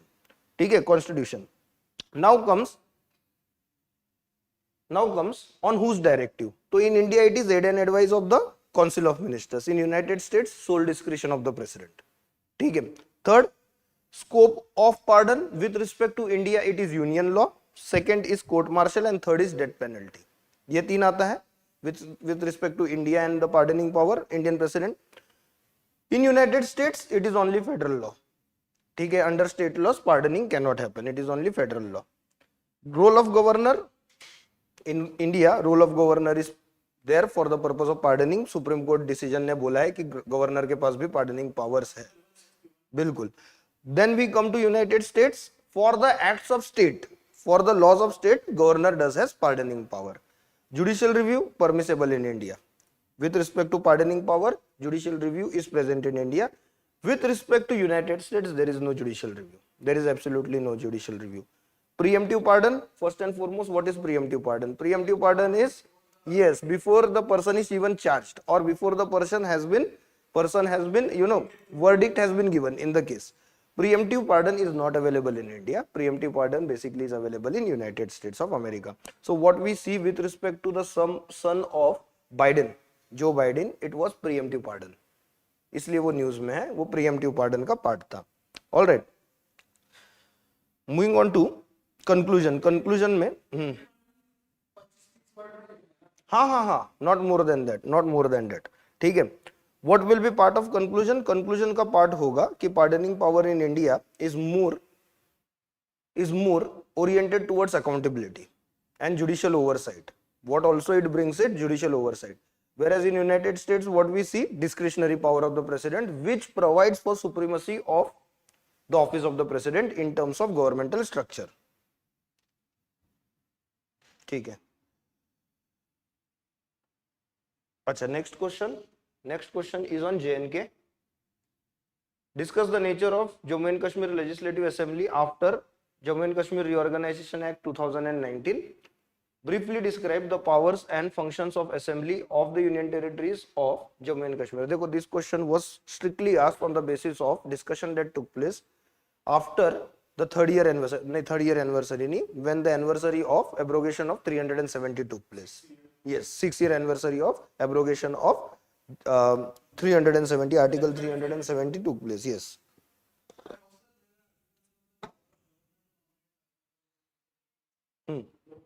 बिल्कुल. So if I take into consideration what has to be written in the introduction, so in the introduction what you will mention is, you will connect article 370 with Jammu and Kashmir Reorganization Act, and also provide for what it did was, it basically changed the nature of powers of J&K Assembly and also the strength of it, ठीक है. So if I take into consideration what did it change, सबसे पहले what did it do is, it changed the nature of legislature. Before it was legislature of state, now what is it? Legislature of union territory. ठीक है, what is it? Legislature of union territory. Also what it did was, it reduced the size. Is basically reduced the size. Earlier it was 114 members, now the legislature is of 90 members. Now the legislature basically is of 90 members. Also what it did was, it has replaced, देखो, governor is part of legislature, state legislature. What it has done is, it has replaced governor with lieutenant governor. Done. Governor has been replaced with lieutenant governor, who also carries with him discretionary powers as representative of the union government. One more thing, tenure has been reduced. Earlier it was 6 years, now it is 5 years. ठीक है. क्या हुआ? हाँ, not necessary, लिखना जरूरी नहीं है, ठीक है. So what we see is, we have reduced it to 5 years, and next is, because so special status has reduced, all the provisions of Indian Constitution related to legislature of union territories now apply to legislature of J&K. ठीक है. In terms of functionalities, in terms of powers, when it comes to legislative powers, what do we see? The legislature of J&K can make laws with respect to all the subjects mentioned in state list and concurrent list, other than the subjects of police and public order. ठीक है. Earlier that was not the case.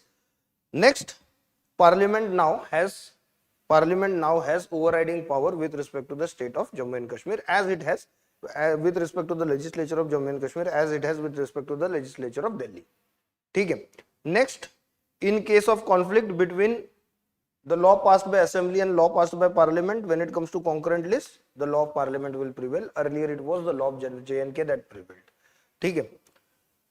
When it comes to relations with finances, what do we see is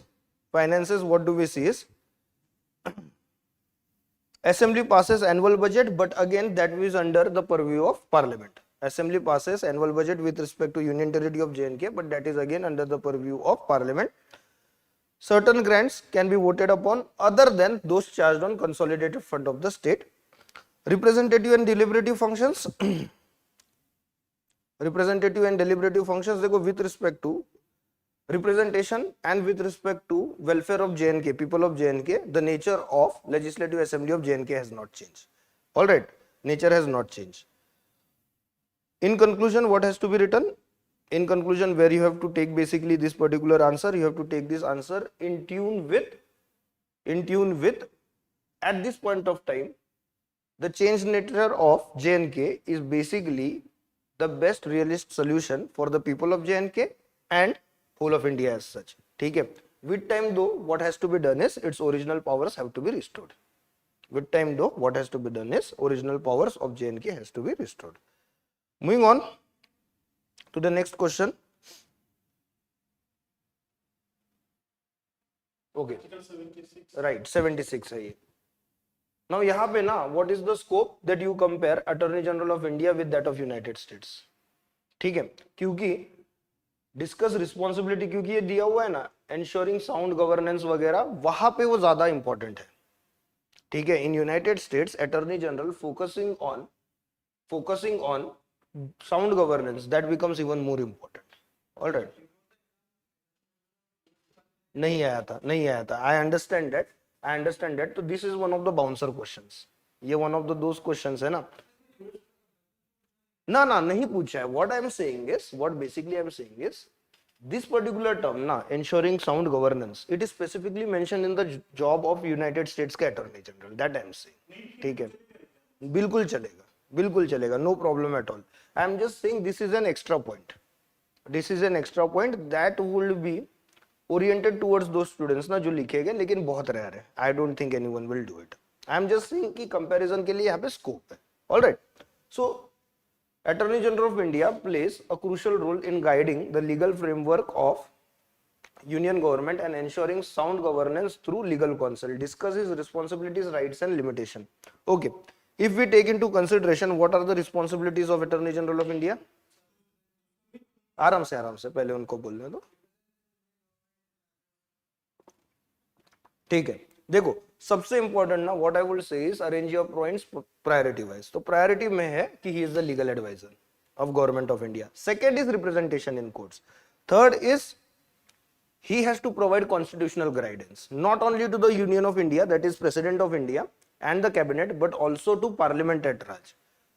Fourth is the institutional role played by Attorney General. What is the institutional role played? देखो, he is basically representative of India not only on national forums but also on international forums, until and unless government of India decides otherwise कि किसी और को representation देना चाहिए. Last is he ensures that governance support is provided to the executive. How? By putting forward the points on the basis of which a policy might be halted. ठीक है. Now what are the rights of Attorney General? First and foremost, Attorney General has parliamentary rights. What parliamentary rights? He can speak in both houses of the parliament and also the parliamentary committees, but what he cannot basically do, he cannot vote. He cannot vote upon them. Then is court ordinance. Court audience मतलब Attorney General can appear in any court of India. Attorney General can basically appear in any court of India. Third is he is entitled to remunerations that are decided by the President of India. And last is he still has freedom of practice. In terms of the freedom of practice, in terms of definition of what constitutes government employment, he does not fall in that. He is not public servant according to the definition of public servant. ठीक है. What are the limitations? First and foremost, Attorney General, despite of having depth of knowledge in legalities, he does not have the right to vote in parliament. ठीक है. That is the first, what you can say, first limitation. Second limitation is because he is not a government servant.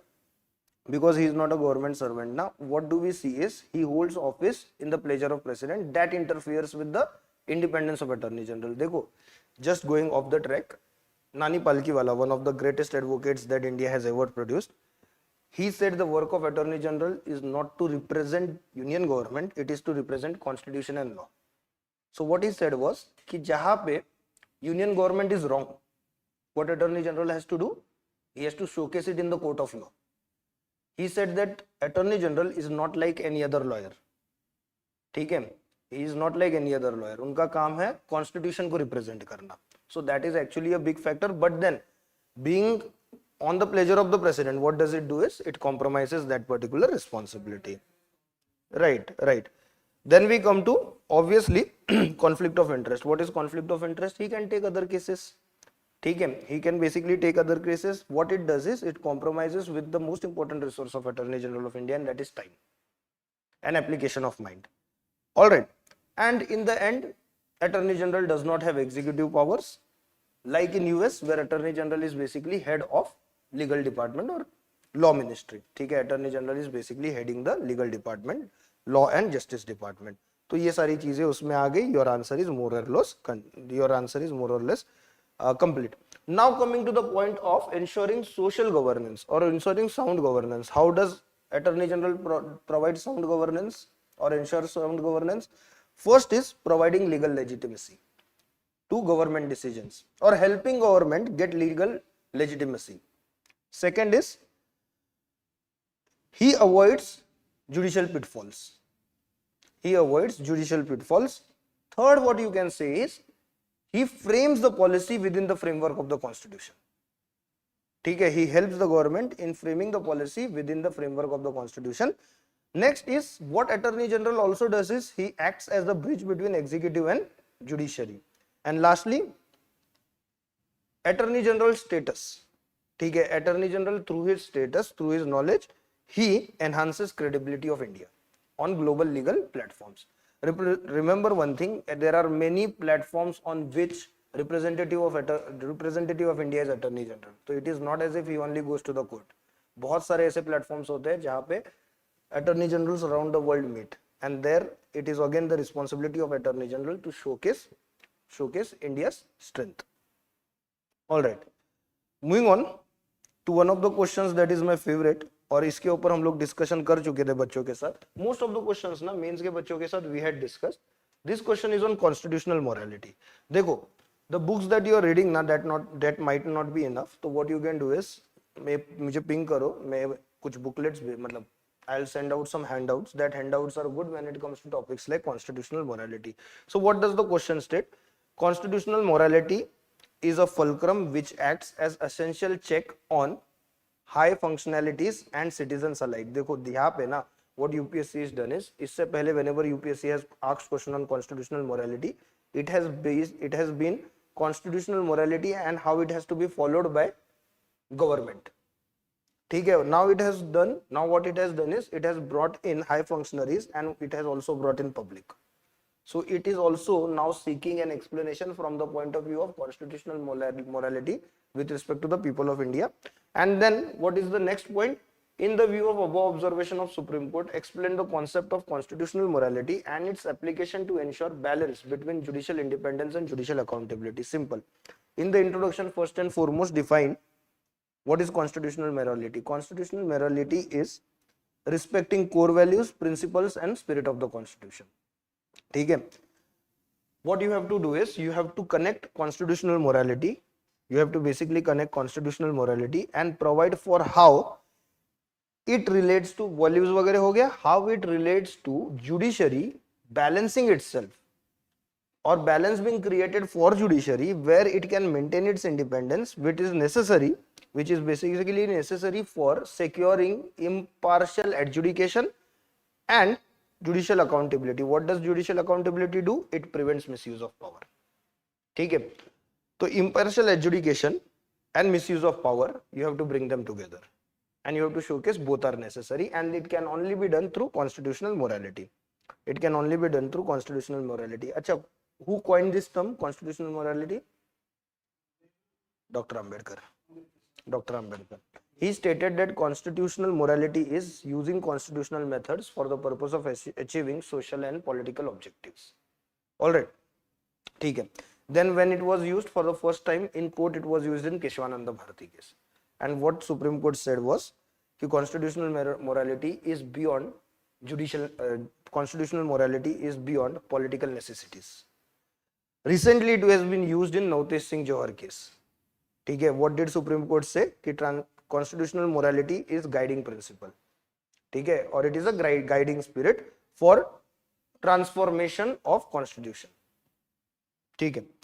Then moving to judicial independence से related articles you have to mention, and what you have to also do is you have to provide for you have to provide for, other than the articles, now you have to provide for the methods through which judicial independence is assured. For example, appointment system in judiciary. Second is security of tenure. Third is functional autonomy and fourth is financial autonomy. ठीक है, इन सारी चीजों को mention करो. Then come to judicial accountability.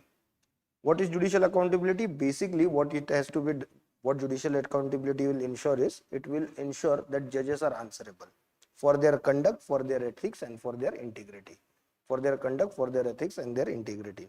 Now, when it comes to application of constitutional morality, for the balance between the two, now there are certain points जिसको आपको elaborate करना होगा. First point that I will state is, constitutional morality would be against excessive judicial independence. That means judicial overreach.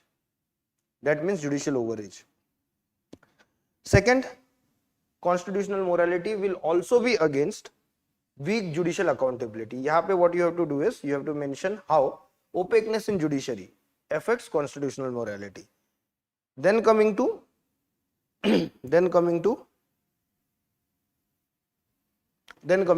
misconduct का allegations. ठीक है. So for example, constitutional morality, what it does is, it endures due process and fairness. Through it, what constitutional morality wants? It wants accountability. ठीक है. Though accountability should not undermine judicial dignity. Constitutional morality should not or does not aim towards undermining judicial dignity. Then in protecting fundamental right, and the last point will be towards check on arbitrary powers. ठीक है, towards check on arbitrary powers. So constitutional morality को ना, what you do is, you basically connect with this point. In the conclusion, what you do is, you have to showcase that constitutional morality, what it is, ethical compass of governance. Ethical compass of governance, and as it applies to any other branch of government or any other department of the government, it also applies to the judiciary of the country. ठीक है.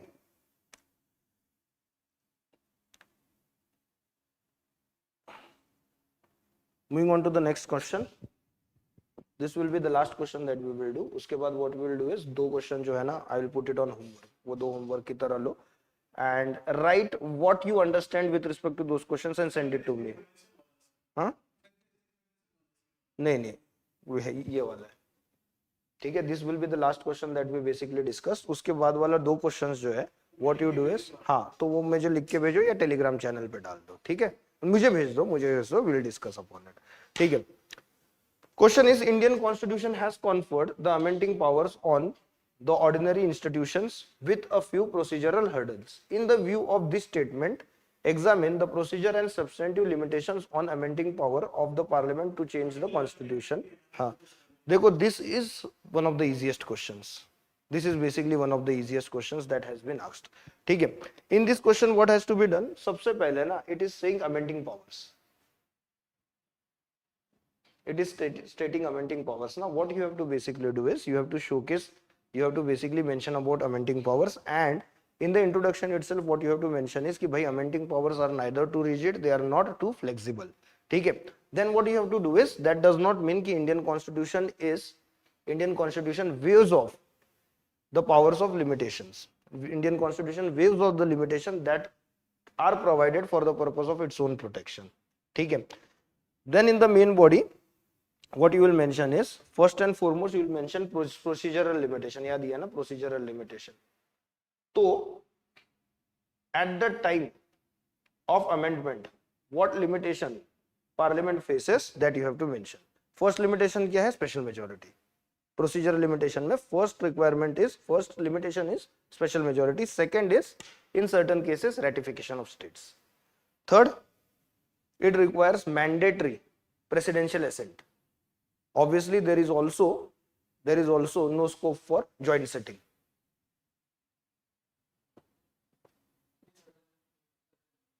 हाँ, वो constitutional amendment में नहीं है, with respect to ordinary bill है. And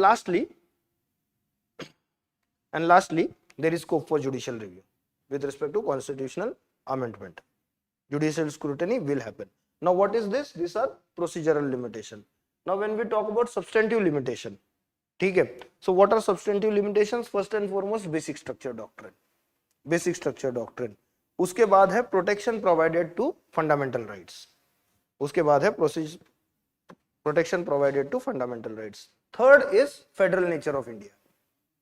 ठीक है, it does not allow constitution to be amended completely in favor of the union.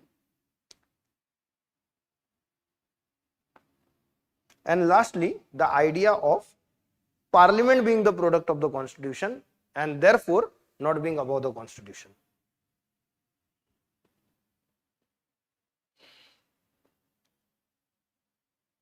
ठीक है, rest of the two questions what we can do is we can discuss on telegram. ठीक है, अभी बहुत time हो गया, I understand.